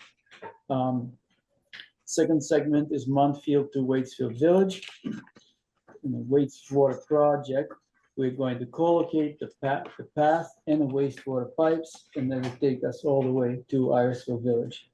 From that point, we will follow the existing sidewalks, existing path north of Waitsfield Village, and we'll continue moving towards Moortown, both utilizing the existing path, but also in the right of way of Vermont 100. And we determined that this study went as far as connection to Harwood, and determined that from Moortown to Middlesex, we need an additional study of its own, which we're going to apply for, because it's very complicated. We have not had enough time. So it's kind of a very brief of what happened in the study. But from Warren Village to Harwood, we have a path that's been kind of engineered in a very high level. And can I elaborate on one thing I just want to point absolutely. out? With respect to the maps that y'all are looking at, you'll notice that the yellow lines show where there's a proposal to build a separate path along the Route 100 corridor adjacent to Route 100. And the blue paths that you see make use of existing sections of the Mad River path. So through this process, we all work to identify what makes the most sense for this path, how can we get it done, and make use of what's already in place. So just to acknowledge the differences in color there. So tonight thank you for Devin. Tonight we're asking Town of Warren to invest in the future of sustainable community economic development by pioneering phase 1, which is going to go from Warren Village to Riverside Park. And the next slide would be a question of why do we want to start in Warren, and Rebecca, we can slide down. So here's your 2019 Warren Town Plan, your goals 4, 8, and 10. Support creating a path that improves sustainable and accessible transportation. Objective 64, encourage and support the Mad River Path efforts to create a contiguous bike path. Really appreciate Town of Warren's support. You guys have been great to work with. And you can move down next slide. So this is what we're proposing. Now we're getting into details of this. This is a very important map. Can you guys see in the audience that map there? Great, because I also have this in a as a paper map. And does anyone need a copy? You can certainly use mine. So.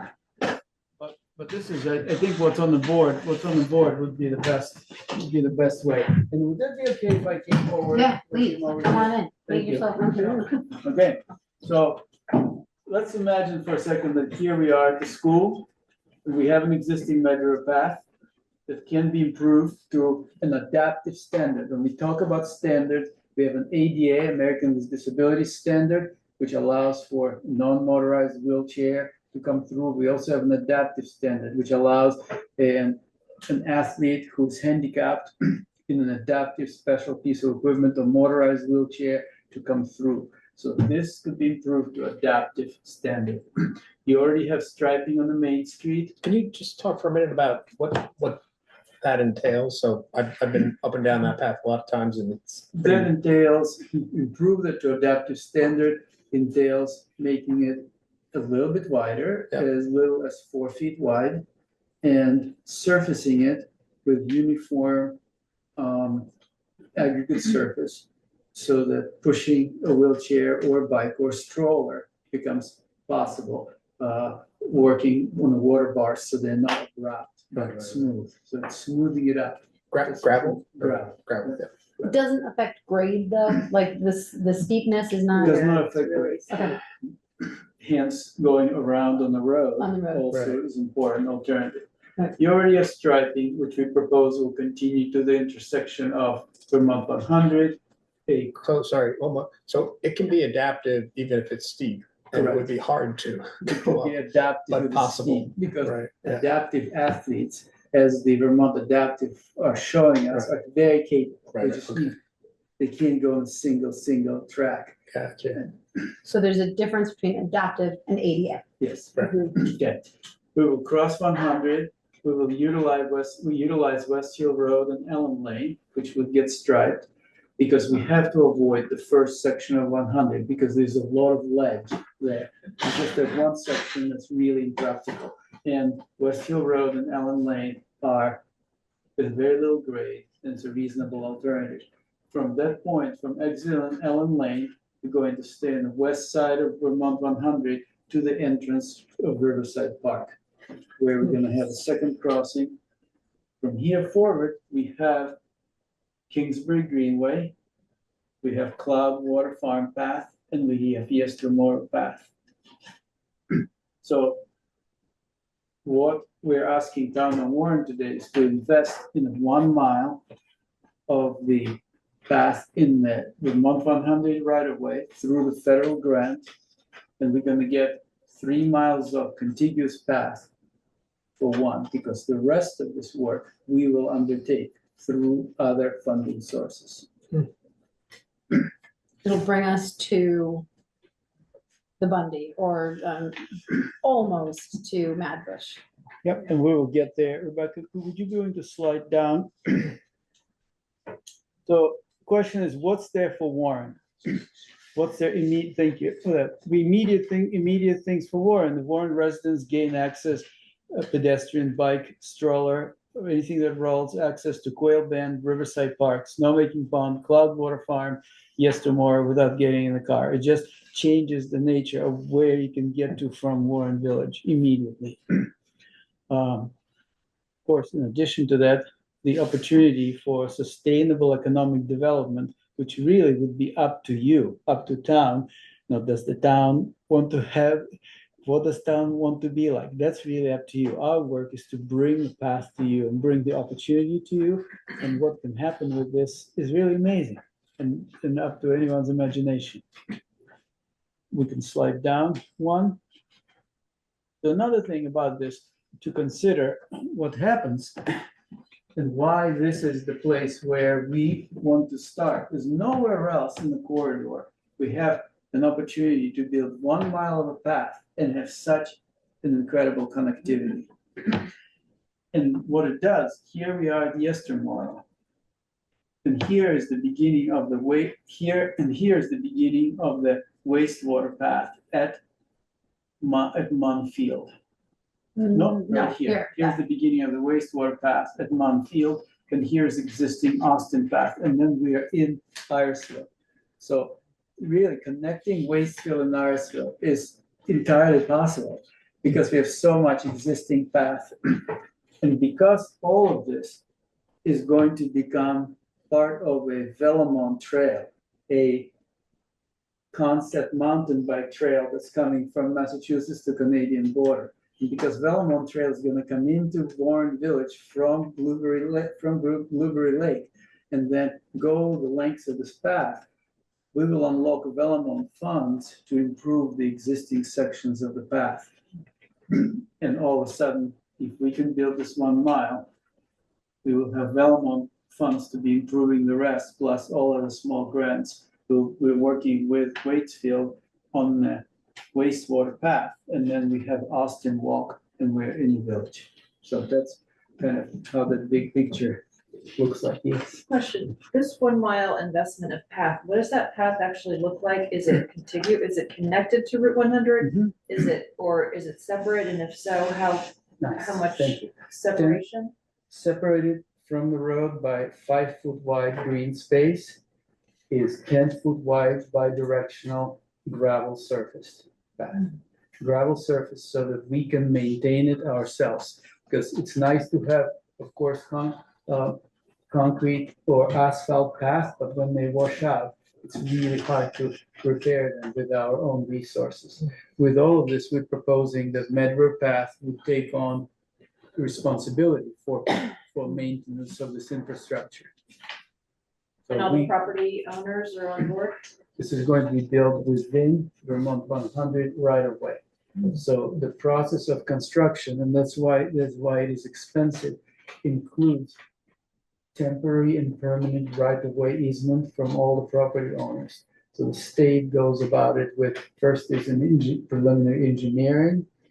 And once the path is exactly laid on the ground, they look at, in Warren, the entire path fits within the state right away, because there's a unique situation here. The Vermont 100 is 100 feet wide in the whole length of Warren.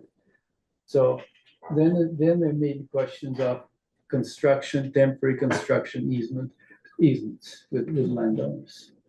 But it's not likely that they're going to permanent easement need. Misha? I'm in Warren Village, and how do you get from Brook Road to Route 100? There will be striping all the way to Route 100 of a bike lane. So over the bridge. Over the bridge, yeah. So that's my big, like, how do you fit a bike lane over that bridge? More to come during village traffic calming. Okay. Yeah, so when you narrow, the best way to calm traffic is create narrower roadways, because no one likes head-on collisions. Yeah. It works much better than speed limits. Right, yes. So the cars are 6 feet wide, the legal road limit is 8 feet wide. The road is usually 11 feet wide, so there's a lot of room, therefore striped bike lane. We do have confirmation from VHB that there's room on that bridge to stripe a 4-foot wide shoulder. And we'll talk about that. But part of the reason I think it makes sense to have the conversation about traffic calming while Misha is here is that this does depend on us continuing the measures that we're taking to calm traffic and not just calm traffic, but allow for pedestrian and bike access through the village and beyond. Devin, can I ask a question? No. Misha, when you say that the Mad River Path will take on responsibility for maintenance of the path, how is that funded? Okay, so it's going to be what I'm proposing, and this is, of course, Camilla, still very, very raw because there's a lot more to learn. Next week, I'm meeting with a state rail trails coordinator, and I'm learning the average cost of maintenance per foot of a 10-foot wide Lamoille Valley Rail Trail, which is 93 miles long, and many, many other things. I have like 2 pages of questions to learn.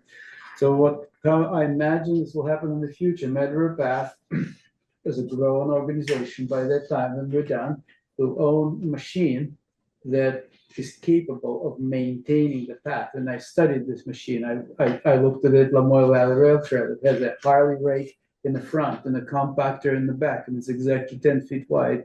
We have strategically placed little piles of gravel, like we have at the school field now, to thank you, Town of Warren, for fixing the storm damage there. And we have an employee who moves up and down this 30 miles of corridor, working the path, but also taking care of bathrooms along the path, taking care of garbage, recycling, and compost, and add to this, composting all the dog poop from receptacles. So the vision for this could be very, very beautiful. And we have contract with Town of Warren, Waitsfield, Moortown, and Middlesex, proportionate to number of miles within the town. Right, so the So towns we'd will still still be be paying funding for the Mad River Path. You'll be For that you'll be funding, yeah, you'll be funding the corridor through the valley, not the pedestrian and bike corridor. The economic benefit from this corridor will probably about 30 times exceed the amount of maintenance it would require or more. And that is the economic study that we started. We know that the economic benefits of path are enormous, both for businesses and for residents. To exactly put the finger and calculate what it's gonna be like for Warren would take quite a bit of work. Okay, so there's a little bit more, and then there's probably time for more questions. So this is we have opportunity right now to apply for grant. The grant deadline, application deadline is July 11th. It just came up. There's a lot of back and forth, whether the grant funding will be available or not because of this federal government uncertainty. It is available. We can get as much as $1.2 million. $1.2 million. What we're asking Town of Warren is a $400,000 commitment on the cost of construction. And our engineers estimated conservatively that it would cost $2 million to construct. Rebecca, could we slide down one more, please? So that means that we will need to find additional 400,000 to finish. We looked at what are the additional sources, and there's a list of additional sources that we compiled to complete this project. And the reason to ask Town of Warren for 400 rather than for what's needed on 1.2 million is to just do one ask and not be coming back asking for more and more. But basically what I'm saying is that if Town of Warren will make this commitment, we will make commitment to find other funding for both existing sections and to finish this section. And if you don't come up with the rest of the funding, we will. We have to. Like with the it just won't happen if you don't, is what I'm saying. Correct. And of course, please remember that I asked you guys a few months ago, I asked you to commit to segment 2 of the Sugar Bush Access Road path, and you committed. You gave it a lot of time. We didn't get the grant, right? This is like one thing. I cannot guarantee that we will get this grant, but if you don't try, then you for sure don't get it. And we need to try. We need to try because this grant may not be available again for the next several years. Because transportation bill was appropriated through 26, and this is the last grant cycle under this current transportation bill, and then we just don't know what's going to happen next year. So this is this question, why now? So the grant deadline is July 11th. We are prepared to apply on behalf of Town of Warren. This contribution will unlock up to 1.2 million in state and federal grant funding. Also, your endorsement of this will unlock Vellamont funding for improving the existing sections of the path. And if we act now, we'll position ourselves to connect Warren and Waitsfield within 5 years.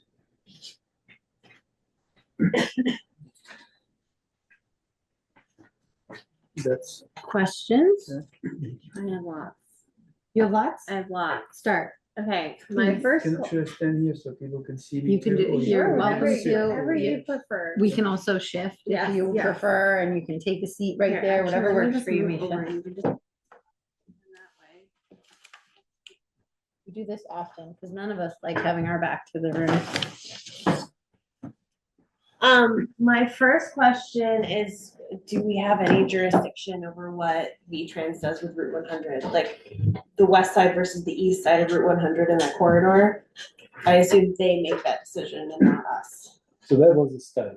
Right, That was the right, engineering right. study that studied both sides and determined that that's where it is best to put it to minimize the crossings. It's just crossing out of the village and then back to Riverside Park. But you Among still have other to things. cross out of the village, go up West Hill, go down Elm Lane, go down Route 100, cross again to Riverside. Yep. That just seems like a lot of crossings and like a area that we know people are going too fast. We know this. And so I guess maybe that gets V-Trans to maybe pay attention more. Maybe V-Trans, I mean, V-Trans is part of this process. Mhm. So they've approved this path. Yeah, there was no way to go there was no way to go on the east side because of the pinch points on the Med River. There's too many pinch points where the road is already encroaching on the Med River and it's not possible to do any more encroaching or changing anything with the river. So that's how the choice was made by engineers. And there's long sight lines by the Riverside Park. Yeah. So there that, are. that cross would be, And it's at the, sort of at the base of Sugarbush Access Road, which, It's the cross at Main Street in 100 that would be tricky, right? Yeah. Sideline's not great. It's already. Yeah, and West Hill's pretty cramped as it is. It feels like driving on it. So I think that's where I'm like, I that's a think weird. crossing 100 by pedestrians and or bikes is something we should think Yeah. about. it's also something that we've committed to thinking about from a traffic calming perspective.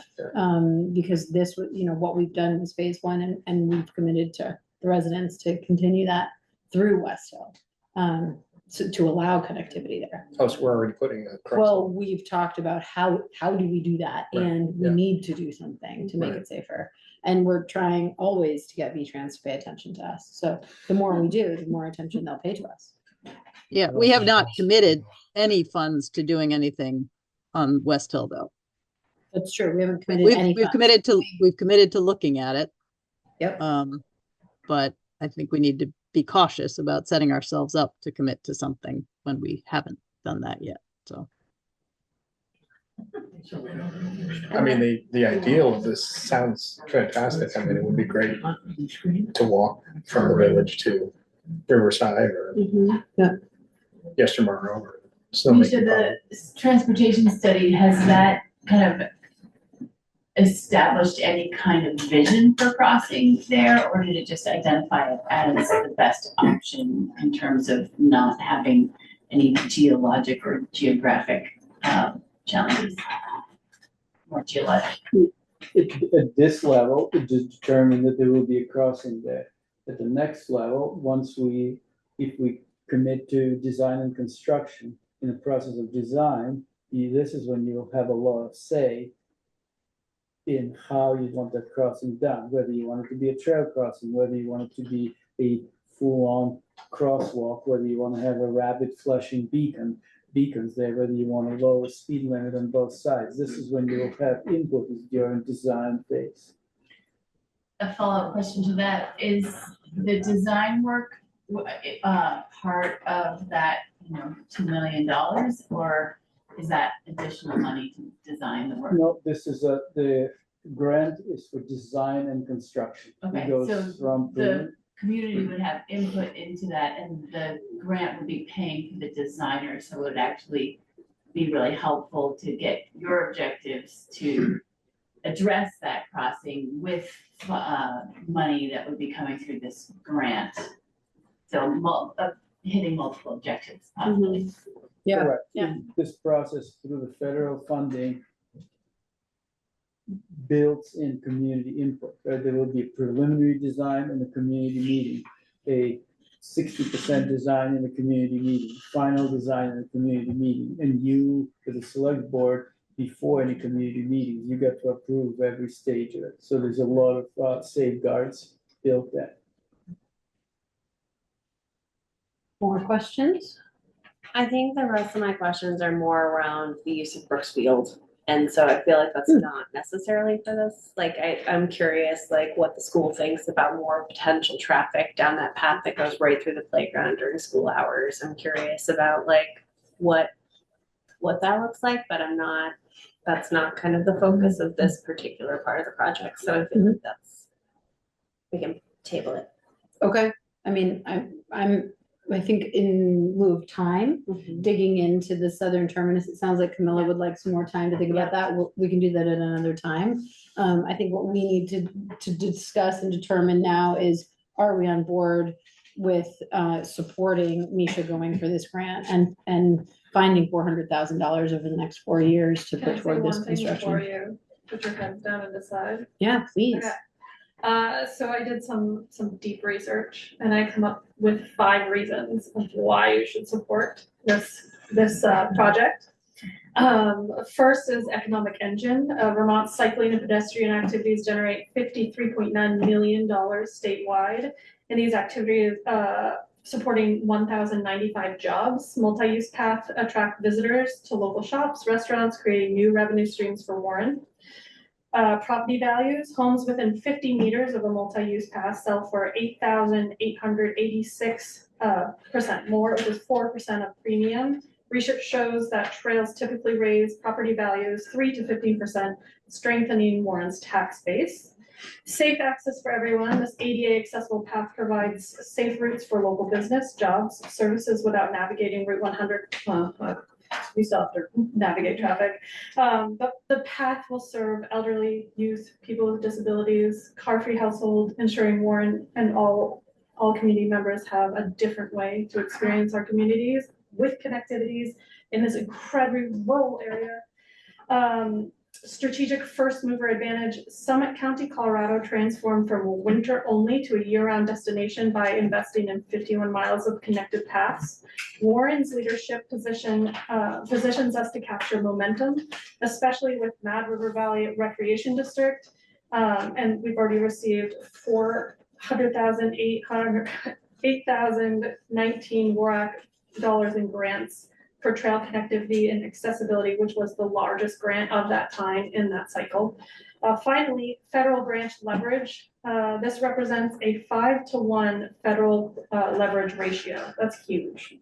And it's always smart to ask for money and then leverage it, right? That's clearly the point. That's what we're trying to do here. We're not just hoping to float everything and keep coming back for more. That's not the aim. With $50 billion available nationwide for pedestrian cycling infrastructure over 5 years, Warren's commitment demonstrates the readiness to compete for additional funding as the corridor expands. Thank you, Kishan. So just to be clear, the 2 million is for the 1 mile stretch, not the terminus part. That's a separate topic. But we would, if we agree to start at the school, we commit to improving the existing path, working with landowners and getting that done. And then we hope that the town will be the town's best interest to strike. And this is really a lot of gain for fairly small expense to continue your striking to the school, et cetera. Yeah. So, sorry, just, so the improvement of the path where you were talking about moving it up to adaptive, who's paying for that? If we decided to go up to the Warren School, who'd be paying for that? So Camilla, there, if Warren approved this moving forward, we just had this week meeting with the Vellamont Trail, which is a statewide organization with significant available funding. They said that at that point, they will support us in improving all the sections of the path, the school path, Cloudwater Farm path, Kingsbury Greenway, and the Yestermorrow path. And Riverside. And we have all the, we put out RFP, and we already know the costs of improvement of all those paths. Those improvements to adaptive standard, that's not $1 million. That's we're talking about each of this path on average cost about $35,000 to improve. And this is the kind of work that we would be joyfully doing with volunteers and with our local trail building companies that are here locally with very small machines. And we're going to be doing this work. So this is a 4-year process, as you know, the federal process, right? From the date we apply for the grant, get the grant, then the clock starts ticking. Within those 4 years, we commit to improve the rest of the path up to Yestermorrow. Within those 4 years, the wastewater project will also get completed. And then all we're looking at is a half a mile left to connect Warren and Waitsfield. And imagine what kind of energy we will have then. that we can come into it from both ends. We'll get that half a mile done. So, sorry, the 2 million includes, does it include crossing 100? I mean, it only includes From Ellen Lane. the straightway. Yeah, from Ellen Lane. So not the crosswalks, not the It's a road to five corners, nowhere. not the, right. It only will work, our grant application, to be sure, will only work in concert with us saying this is part of a active transportation corridor connecting Warren to Waitsfield. Right. And we're working together with the town of Warren that is making commitment to make pedestrian improvements within the village to 100 and across 100. But we could also look for additional funding because within the same grant cycle, there are small grants. We could do it even now. We could apply for a grant to go Ellen Lane and West Hill Road. It would require its own 20% match. But they do have a small scale grant available at the same time as large scale grant, independent. We could try. And there are other grants, even if this federal transportation grants will dry out, as you saw on my list, there are other grants that will still be available. I think that if we have this momentum, we could find money to help you guys with Allen Lane and West Hill Road and the crosswalk. So the ask from the town is 400,000 over 4 years. Is that kind of 100,000 a year, or is? Well, we would just sort of start putting it Put it aside. away, Yeah.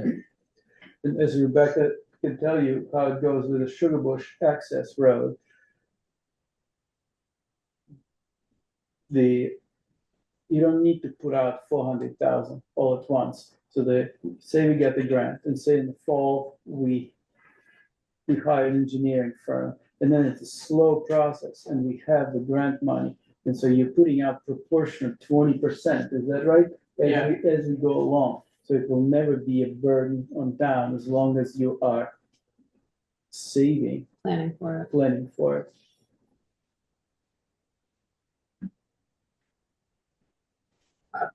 I'm kind of inclined to agree with Camilla that it might be worth spending a little more time before we decide. About I'll just say for the record, I have concerns about this path and its overall implications to the town, to the character of the town, and to the what some of the pressures might come to bear on us as a town. So I'm slightly uncomfortable committing $400,000 of our taxpayers' money to something that I don't feel like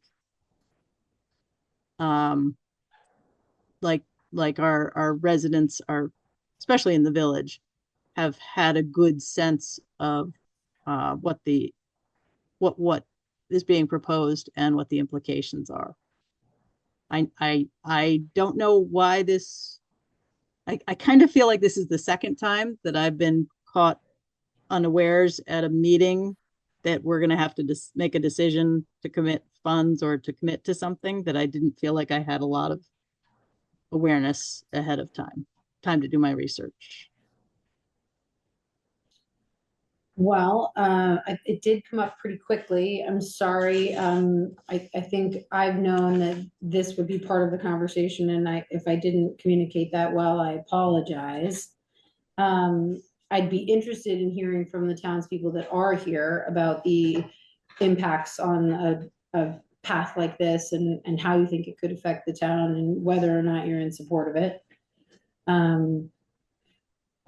April? I don't even bike on Route 100 anymore because I don't feel safe. I'm a big walker. I think there are plenty of people who in the village who would welcome this connectivity. I'm in full support. Just to be clear, my concern actually is not, I think this could be wonderful for residents. My concern comes from a bigger concern about our valley and its recreation, increase in recreation and the draw to all those people that Shannon was just telling us are going to want to come. And have we thought through how we support that and how we sustain that? Increased volume of people coming through the village and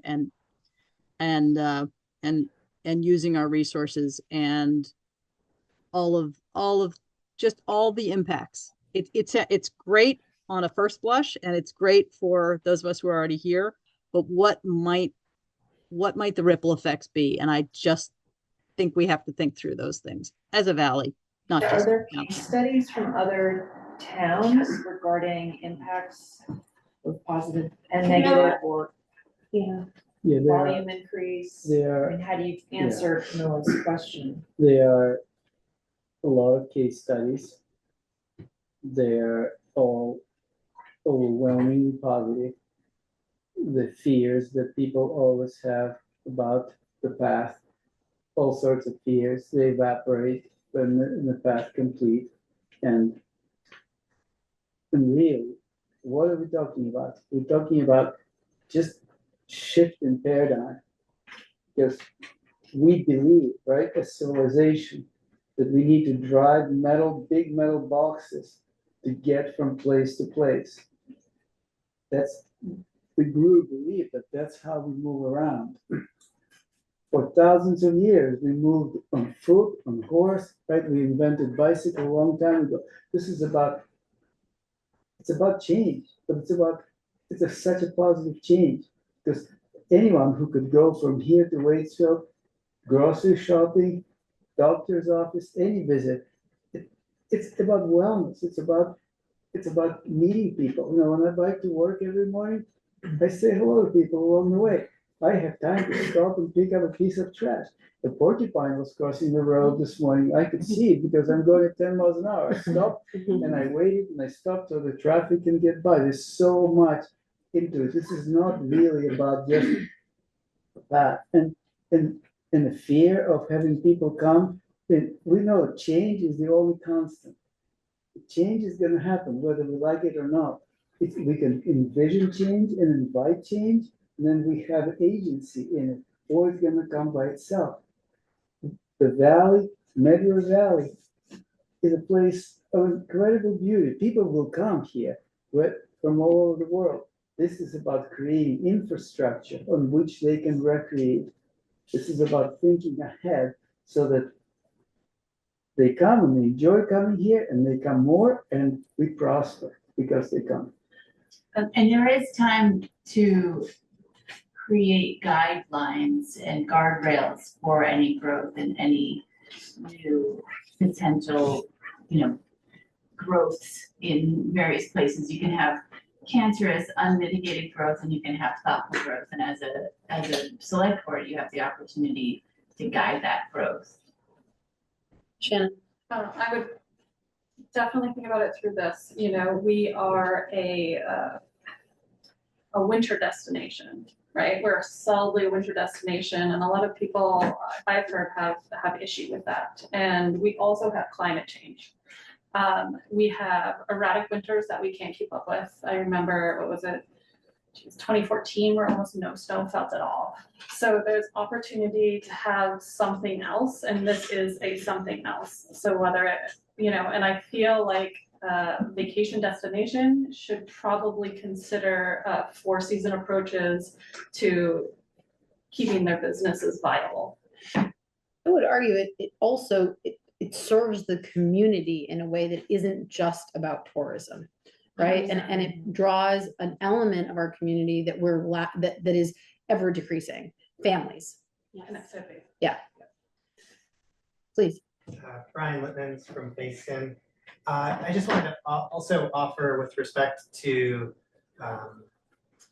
potential increases in recreational use, that Warren's Conservation Commission, along with Mad River Path, Facein Conservation Commission, and 12 other entities are all part of the conservation recreation visioning process, which is really all about trying to reflect on increased and future recreation in the valley, what it looks like and what we want it to look like. And one of the most positive things that's come out of the CRV process, and I think folks are, select boards are gonna start to see the Laura Arneson and others come and present on the CRV process and what's been accomplished over the last 2 years. One of the most powerful things that's come out of it is that the 15 entities, the towns, the recreation partners and the conservation partners have all really found an element of trust with one another and working with one another, so that we're creating a Mad River Valley where all of us are able to really enjoy it, whether you're out with your kid on the trail or whether you're looking for a little bit of your own time, solitude, whatever it may be, that we're being as thoughtful as we can about the future, since there is we've seen increased recreational demands. And no matter what, they will continue with the CRV process, and all of the partners are trying to be mindful about it. And this too would be part of that concept of thinking forward collectively as a community, not just Warren, but the entire Mad River Valley, about how we approach recreation so that the community benefits from an economic perspective, but also from a personal enjoyment perspective. Thanks, Brian. Yeah, Don. Yeah, John Wexler, I live in Moortown. I would also add to not just think of it in terms of recreation, and think of it in terms of a way of transportation for people to go to the doctor, shopping, to a job, whatever, and try to, we only have so many months that we can do that. Granted, in the winter, it's a little tough to bike. But it gives people the opportunity to stop being in a car. If we're thinking about climate change, the less we use our cars is a good thing, and it's good for our health. So yes, recreation is great, but as a form of transportation, it's also a really good thing to keep in mind. Yeah, thanks, John. Can I ask a question? Sorry. I wanted to ask a question about the path. It's a combined use path, right? So how does pedestrian and pedal traffic share? So it's a 10-foot wide path, and on the 10-foot wide path, you have, this is how it's been figured out by Agency of Transportation at 10 feet, that you have room to pass each other, and bikes always yield to pedestrians. That's the rule, and we will create signage all along the path. Part of this is going to be really good signage. We will actually working on this right now with Waitsfield's shared sidewalks. Camilla, I also want to address something you said earlier, because that's a really important question. Yes, how did it come so quickly? I want to explain it to you. So we knew that this grant may happen or may not happen. We were preparing. And what were we preparing for? Is we were preparing to apply for co-location of the wastewater project and go from Munfield to Wastefield Village. And then the V-Trans, they said, they cannot do it. They said, our timing is 4 years. We cannot bend our rules. Your wastewater project is going to be constructed in 26. You should build that path. We're in favor. We'll give you all the permits. We'll support you, but you need to find other funding sources. The federal grant is too stiff for that. It has to start. It has to be 4-year period. And that happened just last week. And when it happened, we had a few weeks till grant deadline. We pivoted. So that's why I didn't have any time to forewarn you about it, and I'm sorry. But this is an opportunity. It would be so hard not to pursue. I understand that. I appreciate that, because we've been through it a number of times. I just want to point out for everybody how hard it is as a select board to be asked to commit a large amount of money without really having a lot of time to get a lot of feedback. So I know that a lot of people in the room are there because they knew this was coming. So, and I'm not anti path. I like the fact that, and I love the idea of us being able to put aside our vehicles and replace that with person power. I just think there are other repercussions that we need to consider. And to be fair to the process, during this past year of the study, we held 2 public meetings that were very well advertised and very well attended. Each of these meetings had more than 100 people in attendance. And at the first meeting, people gave their input as to what they want to see, how they want to see. And at the second meeting, people voted. We had like a voting process with beer cans and beans. And 100 people voted, and it was all in favor of the path separated from the road, not the roadside, but the separated path. It was overwhelming. So we did give public opportunity for input, and we had a lot of input. The engineering firm said they've never had that many people ever attend this kind of meetings. They were so impressed. Well, people do bike on 100, and it would be an awful lot safer to be. And Pop 2 tires. And we've heard from a lot of people that want to bike on Yeah. 100 or stroll or walk or run or even ride snowmobiles. Out of all the people who would bike, this is a national statistics, out of all people who would consider biking, only 7% would choose to bike on Route 100. I believe it. Yeah. Yeah. So the part that goes across 100 up West Hill and around, that's to be figured out. That's the question mark that I think as a select board, we would need to dive into now. Yeah.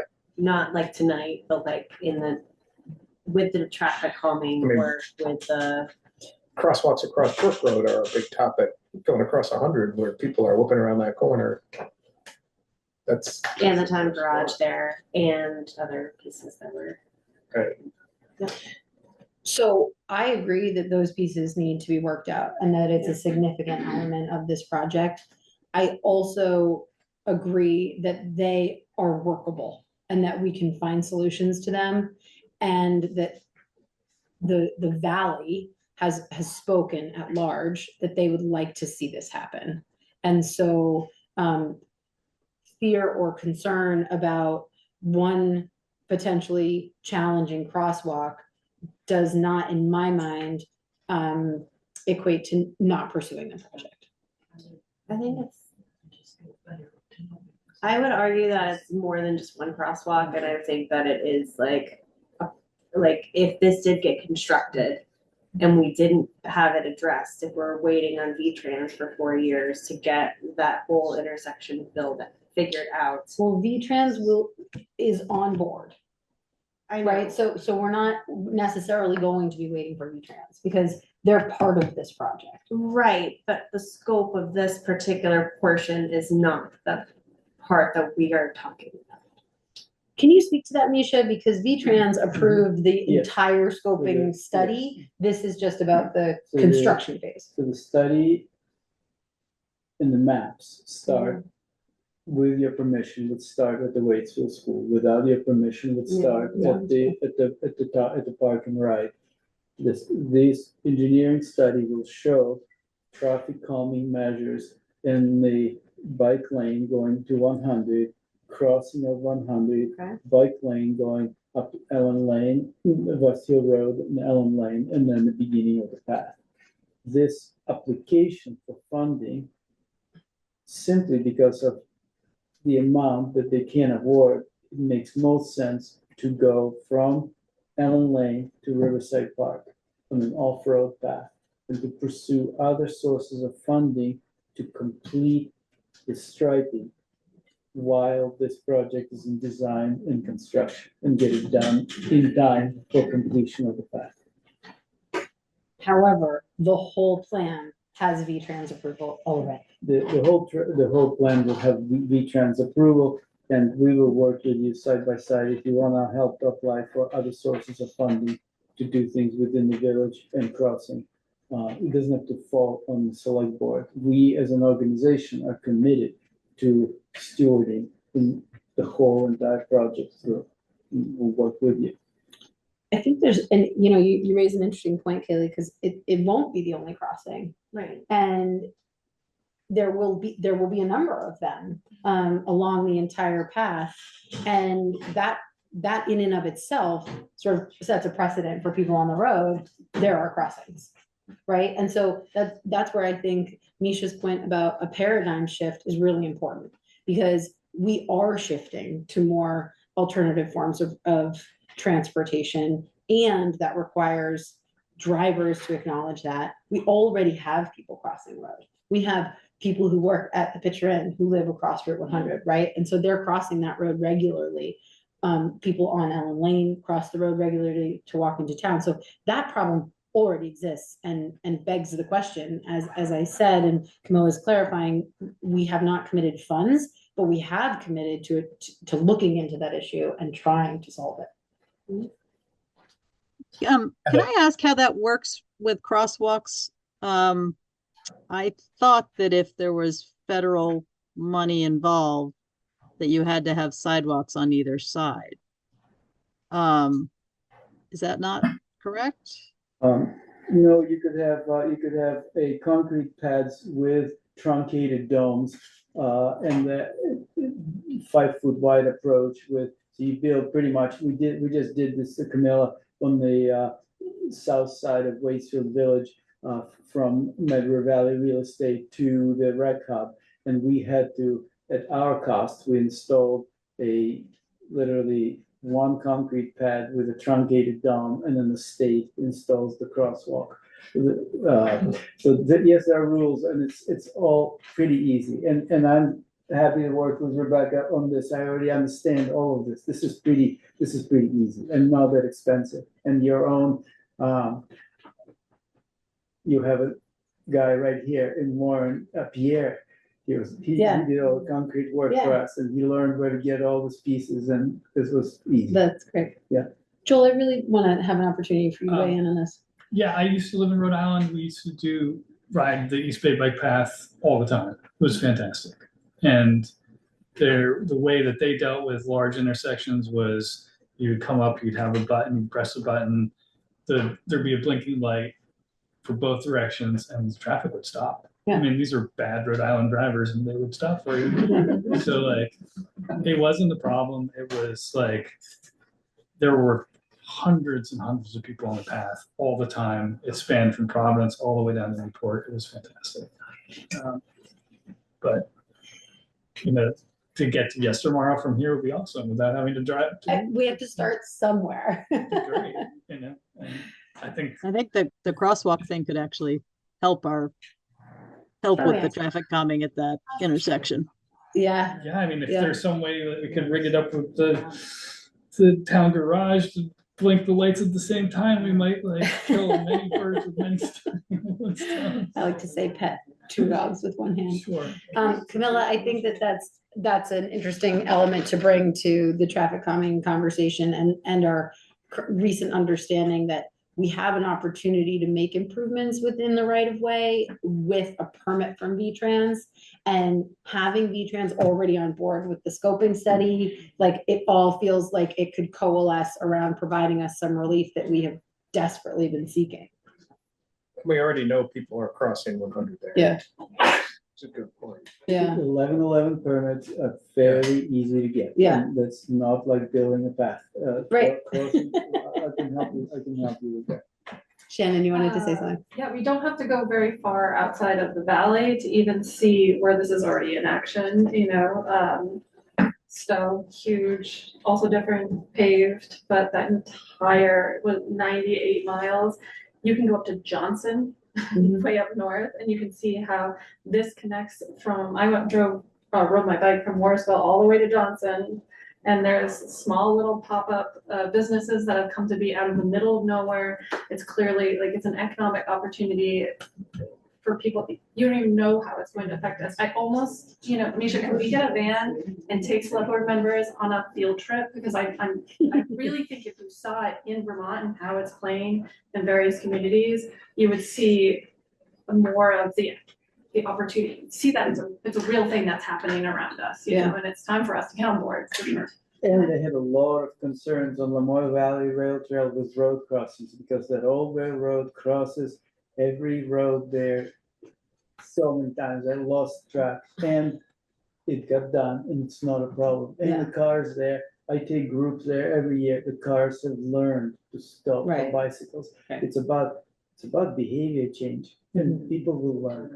They even have tractor crossings. Excellent. Cow Yeah, crossings, they do on some of the. goose paths. crossings. We need one of those at the vet. Yes, we do. So with the, Camilla, I recognize your concern about the short timeline here. And Misha's under the gun with a grant deadline. Do we feel like we can make some movement on our thoughts here? I know that I'm in support of funding this project with the 4 years that we have to come up with the funding. I'm in support of it as well. I'm on board. I'm good. Camilla, can you see me looking at you? Yeah, I'm not opposed to the path. I am really uncomfortable with the fact that my focus is getting funds for the town garage, which is something that the town clearly desperately needs. It's really hard for me to say, yeah, let's spend another 400 grand on something that is, has potential. So Noah, think about, I appreciate what you're saying. I just want to encourage you to think about how much value we are bringing with this to the town of Warren. I and understand that. If you add the federal grant that it's all hinging on at this point, if you add all other grants that will bring to the project, the energy and the work, I think that if we look at, if you compare what it's gonna take, I have one other thing for you guys to look at. This is path by mileage. So this is Warren. This is Moortown. This is Waitsfield. This is how much you guys need to do to connect to Waitsfield Village. This is so doable. Not only you're getting a lot of bang for the buck, but you're also jumpstarting the whole process for the whole entire valley. Because if you're going to commit to this, you're gonna make it so much easier for the rest of the towns that have a much larger, longer way to go. But you are pioneering. So I would really encourage you to consider this. There's really no losses here. It's like a win-win-win. Win for the residents, win for the economy, win for children to go to school, win for aging population to move around and be healthy. I just don't know what would be the negative aspect of it. And if you divide this $400,000 investment over the course of how many generations will benefit from this, I think it's a pretty good investment. Thank you for listening to me. Thank you, Misha. Yes, Charlie, last comment, and then we're gonna have to move on here. Yeah, I live in Waitsfield. I've been here for over 60 years. I served on the Waitsfield Selectboard for 30 years. And been involved in a lot of different community projects. They're usually town focused. Rarely, though, have I seen a sort of coalition of groups that have come to support this path project. We've had it on our books at the Mad River Path for 25 years, but we've never had the sort of administrative energy, if you will, to sort of put it together. But it is truly, I think, an opportunity, but it will take every town to say yes. Yeah. I mean, if one town says no, then, but the scoping study has shown that it is definitely, has the support of the valley population, so, you know, I would encourage you to support it. Thank you, Charlie. Do I hear a motion to support this path and grant ask with a local match of $400,000? Anyone want to make that motion?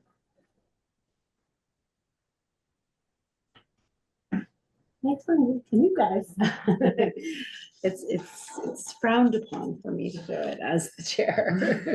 It's a big motion. Yeah, so Misha is asking us to make a local match of $400,000 to the federal transport, tell me the grant name. Yeah, I'm asking you to provide, let's be clear, I'm Yeah. asking you to provide a letter of support Letter of for us support, to apply for a federal grant yes, with a local match of $400,000, and if we get the grant, Yeah. then the match, then. then we owe the money. Then, yes. So, That we pay over 4 years. Over 4 years. Yes, yeah. I move to write a letter of support. write a letter of support and commit the town to 400,000 of matched funds if the grant comes through, payable over 4 years. Yay. Do I hear a second? Oh, faithful. That's all right. Yeah.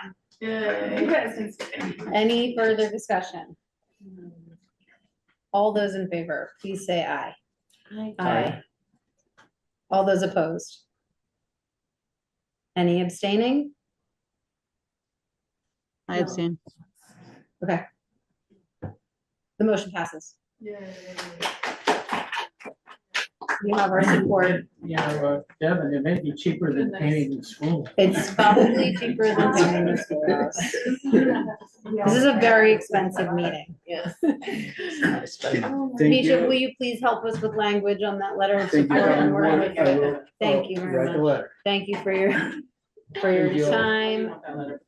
Okay, team, we are still behind schedule this evening, but we are forging ahead.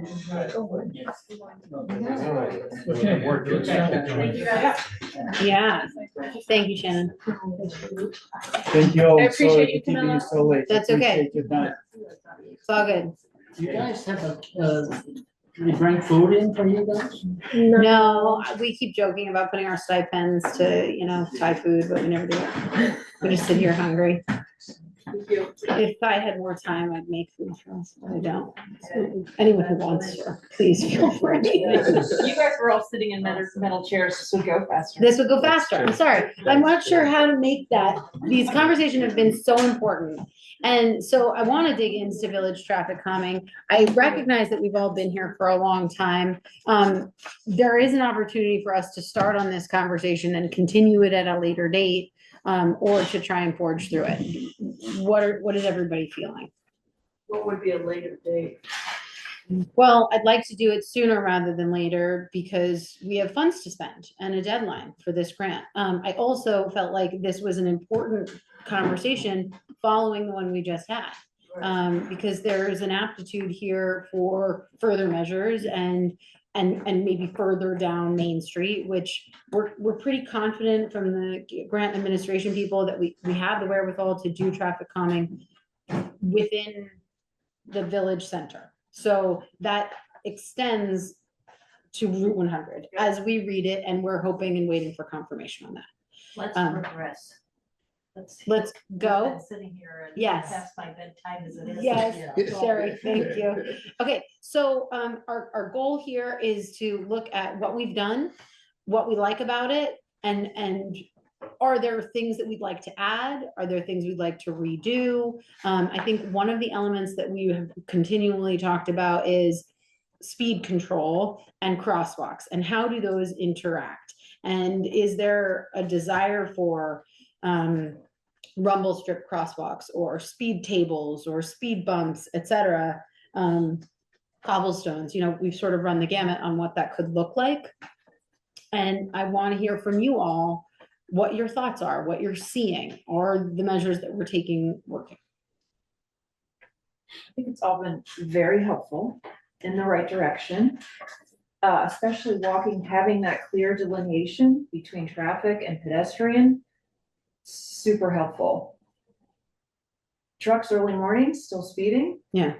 I would still love to see some rumble strips, some textured surface by the bridge, by the school to slow down traffic on Brook Road. There's still a lot of people who are not paying attention and who are speeding. Yeah. It tends to be a lot of trucks early morning. There's also other times of the day. Yeah. But hear the appreciation and gratitude for what has been done, because I think it's significant and it is helping. Okay. At least from the pedestrian perspective. Great. April, when you say early morning, what are you talking about? Yeah, it's so funny because I meditate in the morning and it's like I have to work with the traffic in my head. But I would say, 7 to 8:30. It Okay. tends, maybe I'm more aware of it. But I've that's also school, measured business. it a couple of years ago when I was out there. Yeah, and school, it tends to be young men in trucks, probably going to work. Yeah. Marilyn, did you have something you wanted to? Well, I agree that the striped pedestrian sections have been helpful. I mean, when we walk a lot, because we live in Warren Village and, it's confidence building for me that I can walk in that little lane and feel, okay. As soon as, of course, you get, to the park and ride into the bridge, that's a whole different story. And then that's the worst, to me, from Yeah. Main Street to the park and ride is take your life in your hands. And I don't know what can calm people. Yeah. When you say rumble strips, my only other concern about that is noise. Yeah. Because like right in Warren Village where the cobblestones It's loud. are, it's like. Boom, boom, boom. Yeah. Yeah. Somebody said, oh, at the picture in, they said, don't go in the front rooms because you can't sleep because of the noise of the bricks. Ooh. I hadn't heard that one yet, but noise is something that we should absolutely keep in mind because Yeah. they're loud. Right. Yeah, and speed tables are loud when trucks are going over them or trailers. So I think being really pointed about where we would use that as a measure would make sense. Or the narrowing. Or the Talking narrowing. about the narrowing before, I think Nisha was talking about Yeah. like, making roads smaller. Even it was visual, if there's something that. So do you have any narrow thought? around the bridge? I Yeah. don't know. Are there other measures, because I get the point about the noise. Yeah. Are there other measures that could be implemented that slow down traffic by some kind of perceived narrowing, some other Yeah. narrowing? I mean, we thought the lines for pedestrian versus traffic would be a perceived narrowing. Yeah, I mean, we And I did think narrow it's those probably lanes. helped, I mean, having this speed flashing, I think that is good. Yeah. I don't know if you guys felt like things have improved. Yes. I think they have. I feel like the striping makes me feel better. I don't know, for people, is it really traffic calming? I don't know. Yeah. And is it making me feel like I have this protective kind of cone over me when I'm walking in this little path? Well, Sometimes I feel I'm not sure people are slowing down. Yeah. They're actually, kind of figuring I'm not gonna go, like, I'm in that aisle or the lane and I'm not gonna go in. Does it really slow them down? Well, that's one of the reasons we're getting the speed tape back again to see if the speeds have come down. That'll be helpful. Yeah, and I'm curious, April, did you notice, I mean, Brook Road got repaved after we did what we did there, but remember we did all the little dots trying to give people the impression that the road was narrowing. Did that have any effect? Did you? I'm not out there measuring. I Yeah. think overall it's all helping. Yeah. It's all good. The question is there more we can do? People are still speeding. Yeah. I mean, I think people on will Brook Road. continue to speed. Yeah. And on Main Street. Can I speak up a little bit?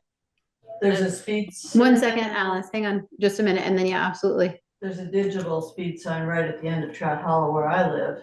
And that's the worst because They come right off Main Street. Yeah. People definitely are not slowing down, in front of their house as well. People are flying by. Yep. And over the bridge, because they've just come off, and so that's a tough spot. I don't think that digital sign is working, yeah. Because they don't have. Can I? Slow down. I'd Yeah, like, 1 second, we're gonna have Alice, yes, we'd like to hear from you. at the bottom of Fuller Hill and Main Street. So my concerns are Main Street. I've had people actually stop and ask me, is it a one-way street? What are those lines for? So I thought that's kind of amusing. But it is slowing people down and it's calming the traffic. That sign down there that flashes, that's gotta be replaced. It's terrible. Yes, it's all messed up. The one that doesn't stop flashing when you're actually going the right speed? Oh, it tells me I'm going 15. Went from 1 to 23. Oh, dear. 1 to Yeah, 12. no, it's been off for a while. Okay, so we need, that's low hanging fruit, that's great, thanks, Alice.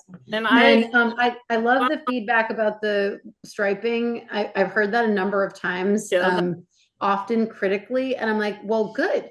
Yeah, You're right. confused. Well, So then you're they're going always slower.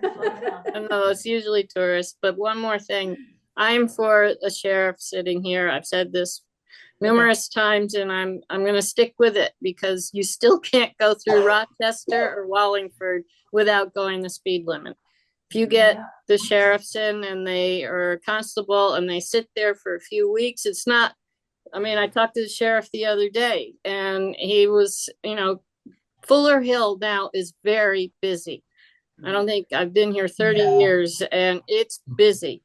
And this intersection is dangerous now. And they're coming off from work. They're going to the schools. I don't care where they're going. It's not just locals. It's tourists. It's everyone.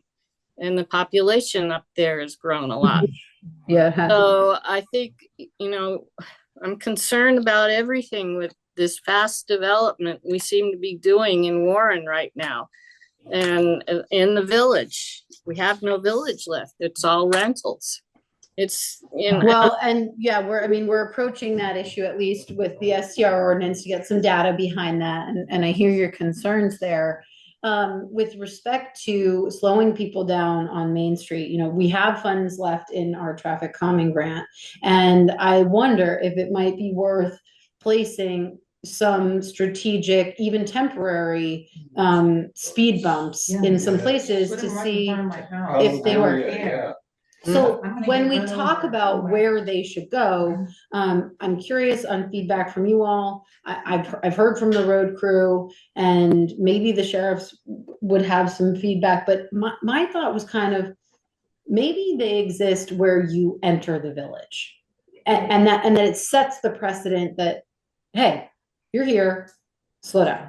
Like the bottom of the dump road on Brook Right, Road there, exactly. before you even get into the Before village. you get to School Road, between the bottom of Dump Road and the School Road. Right off Route 100. We live in the north end of the village. Yeah. Right by the concrete. So on Tom where would it go So there? we had, about 5 years ago, we had a meeting before this round of striping and we all walked around the village. And the board at that time, we never went up Main Street. Yeah, I know. And Jim Sanford or whatever, it said, oh, is there a problem up there? And it kind of blew my mind. It's the Warren Grand Prix up there. Right. No, people come off Route 100 doing 50 or 60. Yeah. And they don't feel like they're in the village till they get to the intersection with Brook and Main. That's good. That feels like a village to them. Mm-hmm. But I park my car, my property runs under Main Street. Mm-hmm. I park across the street. If I'm unloaded groceries and crossing the street on a Friday afternoon, when the skiers are either coming in or coming out of town and going over Roxbury Gap. Yeah. It's a thoroughfare. Why do we have speed bumps on Inferno Road that we remove and to protect the golfers? And we don't have speed bumps to protect kids in the village. Right. Okay, in the time I've had my house, I've had a driver go through my fence, across my yard, through another fence, and almost go into the Mad River. She crashed into my tree. I've had another driver smash into the base of our driveway at 171 we built a garage and a guest house up there. My neighbor with 2 little kids has had a pickup truck go through late at night smash through their fence Yeah. and then do a hit and run. Yeah. And then the sign that says, Yeah. welcome to Warren Village, somebody didn't make the turn and knocked that out. Mhm. Everyone's Twice. going way too, twice? Yeah, they Okay. Well, were- and some of that I think we can attribute to drunk driving, which I'm not sure will necessarily Right, solve with right. speed bumps, but yes. But it's And, a 25 mph Yeah, zone and people are flying off the road there. right, No one slows down when they make that turn. That's the most dangerous Accelerate. intersection. Accelerate, actually, Yeah. once we're at the bottom of the hill, like by the parking lot, sometimes they. You can hear them. so we have, If we had temporary, we could see what the sound is. You know, you could get feedback from the Yeah. community about the Right, sound. exactly. It's temporary. yes, Just like Removable. up at on Inferno, big Right. yellow signs that say Exactly. speed bump Yeah. 15 miles Yeah. per hour. Right. You don't slow down, it's your The tires grips and out your rims. suspension. right, Yeah, Yeah. and then you can remove them in the fall and the plows yeah. aren't affected. I mean, does V-Trans already own those bumps, and they can just come? We would own the bumps. Right, and they, but. And they we would exist, install and we can them. Just lay them down and see what happens. Yes, yeah, I mean, they have to be signed, right? We have to have signs if we have speed bumps. So, but like I said. And there's you a know, we distance there too that we have to, right? between well, it- yeah, To allow for speed The reduction. sight line between the sign and the bump. Yeah. I don't know the particulars on that, but I think we could ask VHB to give us that information. So it sounds like maybe doing some temporary speed bumps is a good place to start at the entrances. What do we think that looks like on the south end? Speed bumps like by the golf course, because that Yeah. Yes, definitely exactly. slows people Those. down. Yeah, I really Maybe dislike them. Ideally two sets, Yeah, but you over too. They're both so- lanes with a little gap in the middle. They're awful, but. They're awful, But they but if they make- were. but they They yeah. really make you slow down. They They're do, loud. yeah. I mean, So, and I've heard a criticism too, that like you slow down for the speed bump and then you speed up again. Yeah, that happens. I've seen I'm it. really hopeful that by putting them at the entrance of the village, we're like setting the precedent, but that begs the question, there are other things that we can do, right? And, Well, and right. one of those things is road narrowing. And so I really like the way it's been working on Flatiron. It sounds like it's working well. Alice is hearing that, you know, people are confused on South Main Street, which is great. So they're slowing down there. There is that section between the Park and Ride and Main Street or Route 100 that we haven't addressed, but we have been told that there is space there to narrow the road and provide a pedestrian shoulder. One of the issues is that the fencing is within the town's right of way. And so it might require a conversation between us, like, can we move that over a little so that we can provide a pedestrian way there? You know, so, What fencing at Johanneson's? no, I'm sorry, I didn't catch your name. Oh, Tom Marisha. Marisha. Oh, Marisha. Yeah. Yeah, Tom, nice to meet you. So that's one of the elements that we would need to work through. If there were an opportunity there to provide narrower lanes and a pedestrian portion. sidewalk. Yeah, not really, because we haven't actually built sidewalks, right? We've just striped a pedestrian Gotcha. area. And what So do we call Devin- that? Sorry, Yes. can you explain that, Devin? So we'd be actually widening the road? I don't And really making know. This is just a preliminary look that we took with VHB about being able to extend the traffic I calming think that Drew was way. saying if we decided to put in sidewalks, the That we fence would would be do. in the right of way. Oh, okay, okay. Because Yeah. we didn't have to do any widening on Brook Road to put the striping in. We just narrowed the road. So I don't see why we would Right. have to. I think the somebody's property. concern was that the road there itself might be narrower, but we would need to just pull measurements and dig into it a little bit and see what's possible. And Yeah. if we could simply stripe like we have and those measures work, that sounds like a good solution. Striping a speed bump. Striping a Yeah. speed bump. There should And low probably cost. also, I'm sorry, Go ahead. be an island where Route 100 and Main Street We meet. just took that Because island out. Everyone cuts the corner there. Yeah.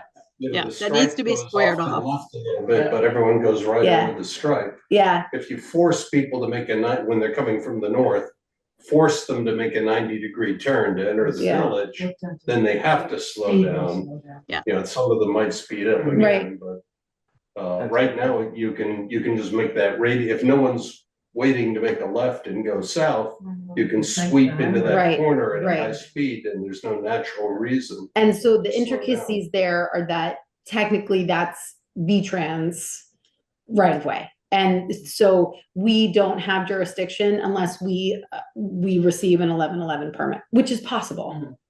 And I'm glad to hear this because we're considering from the board, re-engaging with VHB and saying, you know, what can we do here on our end about Main Street and Route 100? And what I'm hearing you say is that there is an appetite for some narrowing perhaps, and they were saying we could run some pilot program, right? Like with cones and see what works. Like when do the large delivery trucks actually run them over, and how narrow can it be, and what could it look like that might help?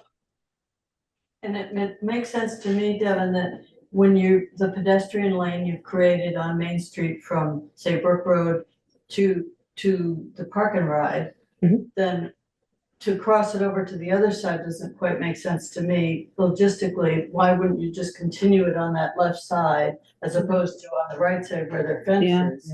Continue it on the. If there's space, yeah. Well, I think there's space, because it's equal. And if you're already have us walking on the left side or the west side, we don't want us to cross over to the other side. No. To go down. And that's best really with fast oncoming traffic. Right, When we walk up from, let's say the park and ride up to Main Street, we stay on the left side. Yeah. Because you want the cars to see me coming off Route 100, so I walk as far over on that left side. On the, going up, you walk on Sherry's side? No, the other side. The other side, on the right side. If you're going up toward the Warren store, you're on the right side. Yes. Yeah, okay. Yeah, but I'm headed to Route 100. Okay, understood. No, south. So keeping the striping on that side. Staying on the park and ride side. Yeah. Yeah, you can't approach Brook Road on the south side because everyone comes around the corner of Brook Road looking to their Right, left. right. Yeah, you The look yield smacked. side, they'll run you over. Yes. What about, is it still taboo to think about having a stop sign there?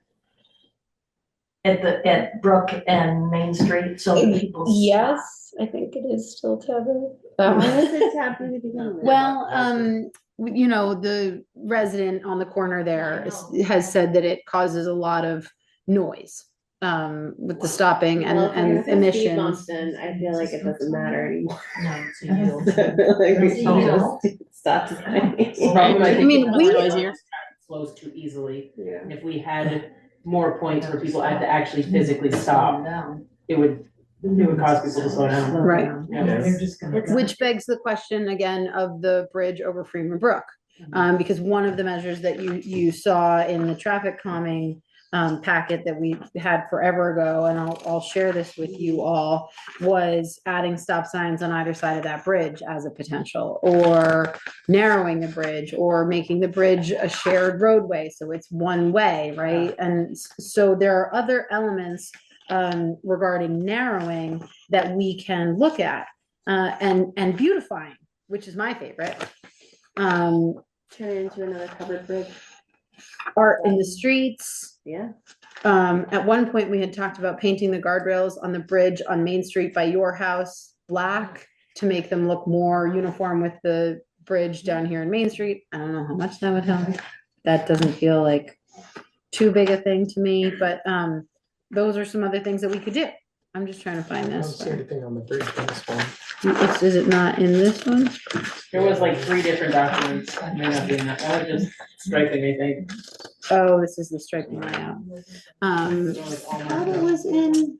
It was in what you sent us. An But it's email. on the concept. Yeah, Yeah. it's the concept one. So I'm curious if there's an aptitude for lights on the bridge. I mean, I don't know how much we want to go, how far we want to go. We have like. We don't like lights. We don't like lights. No lights, no lights, no lights on the bridge. Okay. We don't go out in it. We wanna see the light. The lightning bugs, good. Okay, great. So there's already a very bright light on Brook Road. Yeah, those lights are, And the park and ride, the lights are awful. they're awful. Those are the ones that come from Green Mountain Power. They're the really high, what do we Yeah. call those? Does anyone remember? Camilla, do you remember what Cobra those? lights. What's that? Cobra lights on the, Yeah. on the posts. Are problematic, but they're provided by Green Mountain Power. And if we wanted to do something different, we would have to take over paying for them. Can we put a motion sensor on them so they only, or is that worse? Maybe that's worse. Every time the squirrel runs by. Yeah, it keeps Yeah. turning on. You come watch Every that. Truck goes by and we don't have. Yeah, yeah, And what's the point of the lights? Put up. Oh, we were just having the conversation about lighting. They said they don't like lights and don't want them on the bridges. And that No, I was the asking what the purpose would be of lights on the bridge. As far as traffic calming. Traffic Create calming. a sense of coming into the village, so they can see Yeah, how. that's fast the, it's they speeding. were meant to be like gateways, right? The bridges, there was this idea of the bridges as gateways, even though they're already in the village. So it's a little problematic. Like you're So we already have- in where you shouldn't find. Something that accentuates that as an entryway. Mhm. Because there's probably people now that, subconsciously they're not even getting that, but Right. it's a bridge. Yeah. Right. You know, having Um, pretty hanging plants, Yeah, you know, I love off that, the planters. bridge, planters, or if there was a little post with a hanging basket of. But no lights. No lights, no lights. A giant We don't need sign lights. overhead that said, Right, welcome to something Warren. over. I love that idea, but We actually apparently did have that idea. The downtown improvement grant. We actually had, and it was coming more into, it was right at the intersection of Brook and Main. We actually sketched out kind of something going above the entrance as a welcome kind of thing. It was in one of the ideas. Yeah. So we have what, $100,000 left? More. 114. More. How much is it? 120. 120-ish. 120. And that extends on Brook Road, or like Brook Road by the school too, so we can Yeah. address the problems over there Yeah, too. we've Yeah. gotta repaint that crosswalk. We have to repaint But we that have to do it this crosswalk. year. It needs to be The done by ones the end of that are- the ones 2025. that are multicolor are very effective, I mean, as opposed to just the white lines you see like Yeah. red, right, have you seen Yeah. those? What are we talking The about? multicolored Crosswalks? Crosswalks that are colored, and so. Let's expand on that. What do we think about art in the streets? I love So, it. so let me jump in though. We have to remember, we can spend this grant money on getting the painting done, but we have to pay to repaint it. Or else we're gonna be applying for a new grant every couple of years. So anything we do paint wise is gonna wear off and we are gonna have to invest in that. So it's sort of like, Yeah. we did the striping to see if it would have any impact and then what we could make more permanent maybe Yep. with the rest of the money. It would be, I'm not saying we shouldn't do striping, but we should maybe look at some more permanent things to spend this grant money on. Point. Right, which is why I mean, I wish that we could just say, here's where we want speed tables, if that's what we Yeah. want, but it feels like testing them is, and maybe there's an opportunity to extend the grant deadline. I mean, it's possible that maybe we could get What is the deadline? the end of 2025. Yeah. Okay, I have another question. Yes, Alice. Because it was discussed with this extra grant money that the sidewalk would be worked on. I'm telling you, that sidewalk is really deteriorating. So half of us are walking in the street now because you can't walk in the sidewalk. We can't use the grant money to do the sidewalk because it would require specifications for the sidewalk that would make it unaffordable. Yeah, we looked into that. We do have a plan to address the sidewalk down by John and Debbie's and the lack of curb there. And we would like to improve that with a mind toward continuing the way in which we improve it along the rest of the Main Street area there. So that is something that we've been talking about. But So it's outside the grant. Only It other is outside this grant. like since you were just talking about it was putting something in the walkways, and it was Bob Backlund that said, well, we could do, dog prints or whatever, but he did say that he felt that we needed more those people walking. Those Yeah. Right. standard, easy form, and I think we do need a few more. I mean, like I said, they're asking me, is this a one-way street? You don't know what it is when you're down by the other end. Yeah. Yeah, that was Yeah, you're supposed to right. happen. That was supposed to happen and we couldn't get them here, right, Camilla? Yeah. We had a hard So- time getting what we got done. Yeah, we're hoping that they'll do it again and understanding that that is, money that we have now but won't have forever. Looking toward more permanent solutions. So, and my thought process with Art in the Street was kind of, again, like, if we set a precedent for some of these intersections to be painted and interesting, I know there are funds through some other like art grant opportunities that would allow for them to be repainted in 5 years and pay an artist to do that. Or there might be a world in which we develop a contest for high school students to paint art in the street. And so I just thought that that could be a really interesting way to draw people's attention to the roadway and make them slow down without putting more things in the road. I think it's a great idea. I guess just back to the only permanent items I see on the grand list is the median work. Right? Which we Everything haven't else is done. painting, so. So putting a median on South Main Street, I guess North Main Street and 100 and one on Brook Road. Yeah, which we sort of walked away from. But yeah, which is fine. Yeah. Everything else is kind of painting. Yep. The bridge enhancements, right? Paint guardrails. Just paint More painting. which I think painting the guardrails on both bridges is probably good. There is the intersection narrowing. And the crosswalks, we had talked at one point about them being cobblestones or, matching what we did down here, but they're being poorly maintained. So we're reluctant to expand the poorly maintained cobblestones. Is that traffic bump that you're referring to on Inferno, is that as noisy as the cobblestone? No, I have to go up and see it. I imagine a truck full of loose material might make some noise on it, but It's not really. no. Because it's got a steep kind of grade or whatever you call it. So you have to slow down to 15 and be Or very less. uncomfortable if not damage your car. Yeah, the ones by the golf course is just like a thump.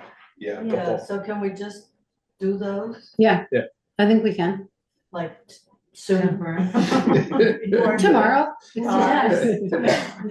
Andrew doesn't like those temporary ones, right? Well, he's given us approval to do the temporary ones to see if we like where they are. I know. And Chris was on board with that as We'd have to well. find out how far in we have to put them, I guess. Yeah, I think we may direct VHB. It sounds like we might be able to use some of these funds also to engage with VHB again and tell us what's possible between the park and ride and Main Street or at Route 100, excuse me, I keep doing that. So some of our funding might go to, hey, what makes sense here? And then doing some of the restriping that we've already done, adding, it sounds like a speed bump at each entrance. That's all three. Does that include Fuller Hill though too? Yeah, Alice, talk to me about that, because I know you don't like noise. But there isn't much noise. Alice is gone. Alice left? We lost Alice. No, she's there. I'm here. I'm doing dishes, so I didn't think you wanted to see me doing dishes. A speed bump down at the bottom of Fuller Hill. Is that what you're saying? Yeah, is it at the bottom or is it like 30 feet up? I don't know. I think you'd want it closer north than so. Well, I don't know, because we already have speed bumps with those drainage areas that are gonna have to be repaired. We got two of them. You should see the trucks. They're not happy with it. And they're Is not it helping people slow down? Oh yeah. Yeah, they don't do that more than once. Great, let's fix those and add One actual bumps. over by Eatman's old place probably, or before the library, like right on that section area. But I'm concerned now when you talk about speed bumps that it's going to require more signs. I think this town is overloaded on signs. It's going to require signs for sure. I know, we don't like that. I mean, Devin, given the we have to go. Is there a way, could we do like the next meeting and dig into this a little bit more? Do we have space on our next Understanding meeting, signage, what the Rebecca? requirements are. Yeah, and it might not make it on the June meeting, but it may be the first meeting in July. That would give VHB a little bit of time. Yeah, let's When was the continue this. last, like, walking tour? piece that I was- 2022, Yeah. I think is when we did I'm that. all for it. I'll go up to them. This is, yeah, the 7-8 would be the better meeting to dive Yeah. into it. What if, There's two. what do you guys think about that? If we follow up on 7-8, and in the interim, we get some concrete information about where those speed bumps could go. We're trying to get in touch with L&D to get the striping redone where it needs it. We can add more people in those pedestrian areas, and that might give us some time to also think about, what else we might want to see this grant money go toward. Just and where did we end up? Only because I can't recall, on 100 Main Street, putting some kind of median in there to make people make a sharper turn. Well, Did we not like we- that? we had that. We had that. We had that. And then we took Well, it out. I think it can be revisited, but it's it involves, and Devin, you guys had this conversation, but it involves V-Trans. It's going to be a longer, the chances of us getting that figured out in time to spend on the grant, I think, are slim. Yeah. Gotcha. But we Maybe might be painting. able, yeah, and it sounded from their perspective like we could probably do at least a pilot program on what that intersection could look like in Right. this timeline, and those improvements could be made later. Are they investigating what's gonna happen when the town garage moves in? And Well- we have a crosswalk for the, The path.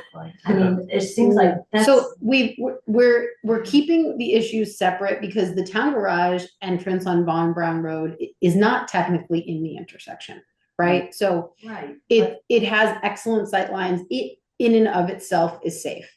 And we as the town have said, hey, we're concerned about the intersection of Route 100 West Hill and Main Street. What can we do? And where do we have jurisdiction, and what can we push forward? So that's the work that we're doing through this traffic calming conversation with VHB. But V-Trans does not have an appetite to tie that with the town garage, nor do they really have much of an appetite, it seems, to address it at all. So we're taking it on ourselves and saying, what will you let us do? So Devin, as far as the striping, so my only concern with timeline here, as far as pushing it back and talking and all that, was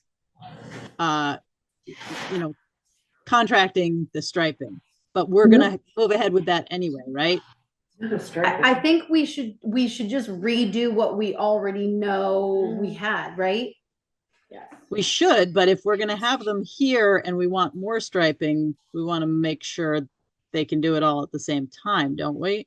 Yeah, totally. So maybe we can prioritize that with VHB on the Main Street section. Yeah, on the North Main. So we're Yeah. talking about, yeah. Yeah. I think that would be wise to get that moving if we're gonna have them come and do the striping, restriping. Yeah. Try and add that piece to it. And I agree. Do you guys think and then that's the a other good more idea? permanent things we can keep talking about. Yeah, I think that's great. Would that work for you all if we try and narrow and stripe North Main Street? Yes. Over the bridge and through the woods to Marilyn's house we go? Well, I don't know where narrow, you mean, but also have a little pedestrian. Yeah, I mean, use the striping to narrow the car lanes to allow for a pedestrian lane. The way we have on Flatiron. Just not, if it. I don't know how you're gonna have. Those big box trucks coming on both into the sides. Just a stripe. One stripe. It's just a stripe. Yeah, so Like go stripe. on to Flatiron and see how narrow it is. Continuation of Yeah. the striping from Flatiron. Oh, okay, Oh, not just just And- not one on each side. It's possible, Yes, there's no room for Yeah. two. no, Right, just right. one pedestrian side. And it's possible that VHB will say, maybe it should be a shared roadway.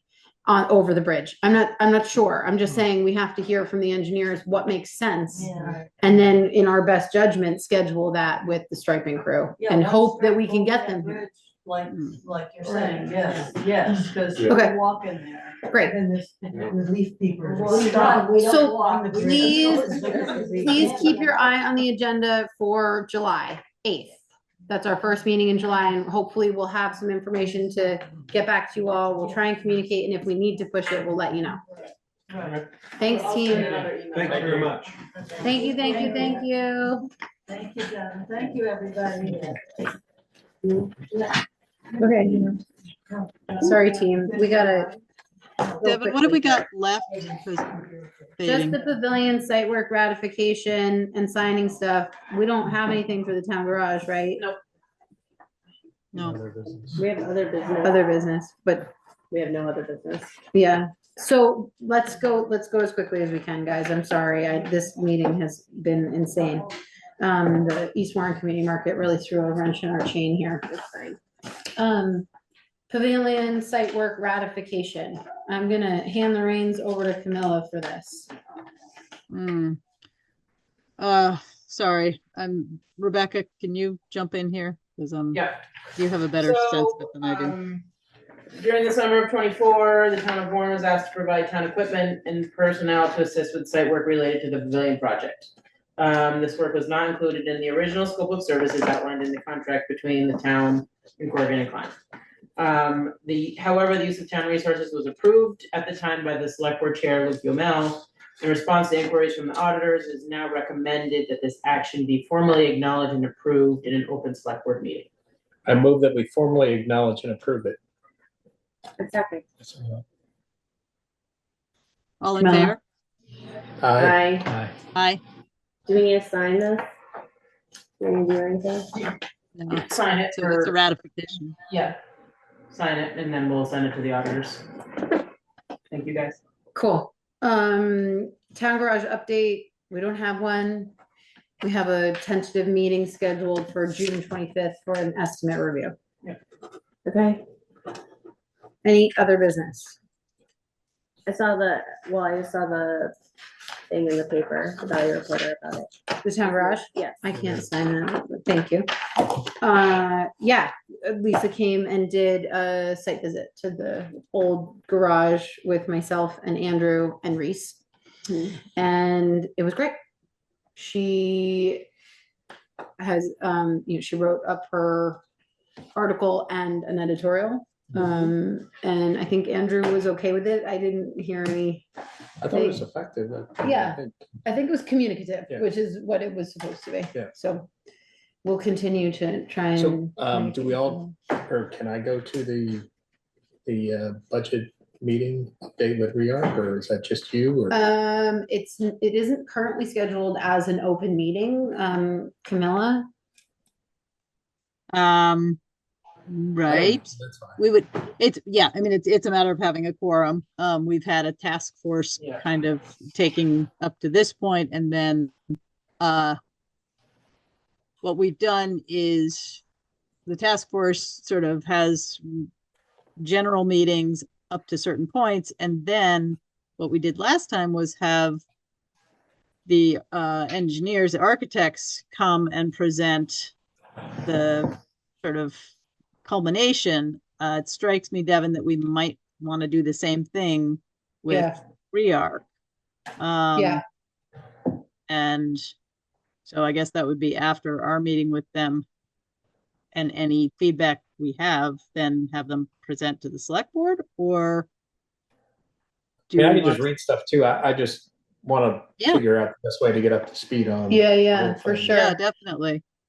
I think, Camilla, you and I should chat through this because I had a couple of other ideas about that meeting and get back to these guys on that. Okay, yeah, I think that's a good idea. Yep, that's a good question, Maybe there's an Harvey. Thank you. opportunity for it to be open, or I don't know how we do that. Yeah. Or if there's, you can just send me materials so I don't have to be there. Yeah. But just some way to. Oh, yeah. Yeah, for sure. Absolutely on materials as soon as we get them. Right. So yeah, let's connect on that. Okay. Because I had some questions too. Okay, can we sign stuff and go home and eat dinner? Let's do it. I move I'm to gonna approve jump off then if you don't need me to. You don't Okay. want to Yeah. virtually sign things?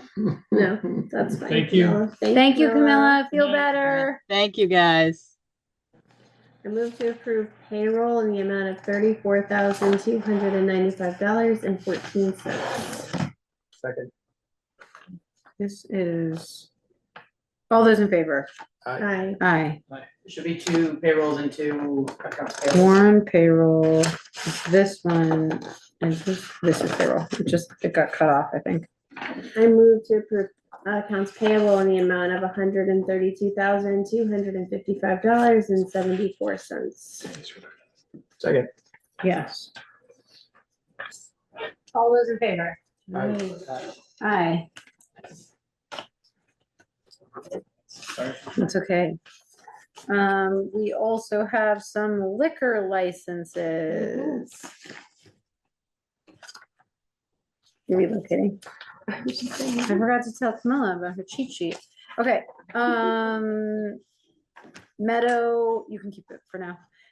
Meadow Operating Company doing business as West Hill House, seeking a first-class hotel license. First class allows an establishment to serve beer and wine. Any questions? I think that they must have sold. Really? It's under a new name. Meadow Operating Company. Yeah, I've never seen that And I know that before. they were. And the business address is now Huntington. Yep. So I missed that. West Hill House, are you familiar with the inn on, you go up Inferno Road yeah, and toward- West Hill goes down yeah. toward Lincoln? Yeah. Oh, This is them, and it was a lovely, what was his name? James McLaren. McLaren, Scottish fellow. Yep. So they were so lovely. Are they still here? Are we approving this? Move to approve? Move to approve.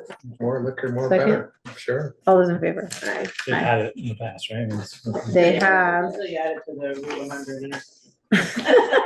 Right. Yeah, that's great.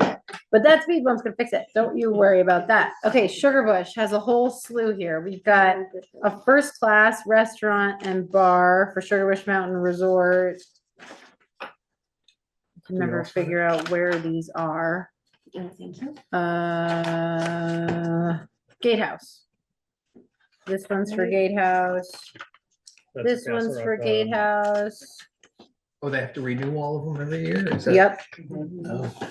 So these aren't new necessarily, these are just renewing. Okay, 2 for Gatehouse. So first class and third class, which is serve beer and wine and spirits. So that's the Castle Rock Pub, and then the upstairs is the cafeteria where you can buy a beer. You can buy beer there, yeah. Oh. So there's probably 2 different locations. That's why there's 2 at Gatehouse. They're the 2 different ones are for, one is for beer and wine and the other is for spirits. So you can only buy beer upstairs. Yeah, that's true. Are they changing that? Do we care? The coffee shop, I Library. thought was gonna start selling alcohol too. Is there a permit for that? We've got a whole stack. But But we've also, how do we prove them like every. how do we other feel week, about so- the first and third for Gatehouse? I approve. I second. Move to approve. Move to approve. And Harvey seconds. All those in favor? Aye. Just switching chairs. We don't even technically have to do this, do we? No. Listen. Sugar Bush Mountain Resort General Store. Second class is the sale of, I'm pretending like I know this and it's not highlighted, so now I can't find it. What are they selling? Second class? I need my cheat sheet. Second class. they're selling, You have your beer cheat and sheet. wine. You now have just beer, wine, and tobacco. Gross. Anyway, sorry. Yeah, just the one for the general store. Makes sense. Move to approve. Second, Aye. Harvey seconds. General store, the Paradise Provisions, did they No, change their? it's the one. The little, in right by the, bottom. by the Yeah. entrance, yeah. That no one even knows is there. Yeah. and Does anybody But go they in? do and have look? beer, I have beer there. Believe it or Okay, not. this one is first class for the Valley House. That's the Wonder Bar. Move to approve. Oh, yeah. the Wonder Bar. Second, oh, we also have, hang on, we also have a third class for them. Move to approve. Harvey seconds. All those in favor? Aye. Aye. Aye. Chunk of change. These are like $115 a whack. We're getting rich. No, we get nothing. Ah, Jesus. I need a pen. Sugar Lodge, first class restaurant and bar, and third class restaurant and bar for Sugar Lodge. Move to approve. Word on the street is they're closing. Harvey the Sugar Lodge seconds. bar. I guess that- All those in favor? I didn't even know there was one there. Oh, it's Aye. called the Black Sheep. We're Yeah, really falling apart here Yeah, too. It's Liam. great. It's a good cocktail bar. Yeah, Liam. that's what I've heard. Delightful. Okay, Hogan's Pub, Let's go tonight. first class Just kidding. restaurant and bar. I'm going to bed. So they're only open in Hogan's season. Pub, Hogan's Pub, anyone? I mean, Well, I feel moved like to they would be so Second mad by if we didn't Harvey. approve it. Yes. Hogan's Pub. Second. All those in favor? Aye. Aye. Aye. Okay, East Warren Market Cooperative would like a second-class license for the sale of beer, wine, and tobacco. Look at me go. Move to approve. Second. Yay, all those in favor? Aye, my signature is really degrading tonight. First class restaurant and bar, Road Trip Hospitality. Nice. It's Deco. Oh, Deco. Yep. Road Trip Hospitality? We don't have Deco and we don't have a business address. We're missing a lot of information on this. Hostel Teveray. Yeah, that's the hostel. Okay, they should really, you know, at least Fill have, it out. they should fill it out. Move to approve. Is there Move to is there approve. a second one too? Third class Yeah. restaurant and bar. Brian Donnelly. Yeah. Yeah, okay. First class restaurant and bar and third class I will restaurant mention and it to bar. Brian. I'm Move surprised to he didn't approve. make him do it. Second by, Second. all those in favor? Aye. Aye. But please be open on Tuesdays. Yes. Come on, Ryan. Is he not open on Tuesday? He used to be, and then he wasn't, and then we tried to go, and then Andy was gonna buy us drinks, and then he was closed, and Andy never bought us drinks. No, we missed the opportunity. Now it's Totally. over. Do you want one of these? I have one. It's in my folder. Why do I have three still? One is, I don't know, I think one was for me. I don't really care. Okay. Anything else? Can we go home now? Motion to adjourn. Can I give you the W4 tomorrow? Yeah, And the. or next meeting is fine. Okay. She won't show Or up. never. Do you have all And of then you these won't get signed anything. things? Yeah. I didn't know. I didn't know we get a stipend. Is that? It's gonna go toward Thai food Okay. someday. I motion to adjourn. Did I Okay, get it's a not going second? toward Thai food. It's gonna go toward Go toward Deco. drinks. Do I get a second on adjourning? Yes. Okay. All those in favor? Aye. Aye. Aye. Good thing she's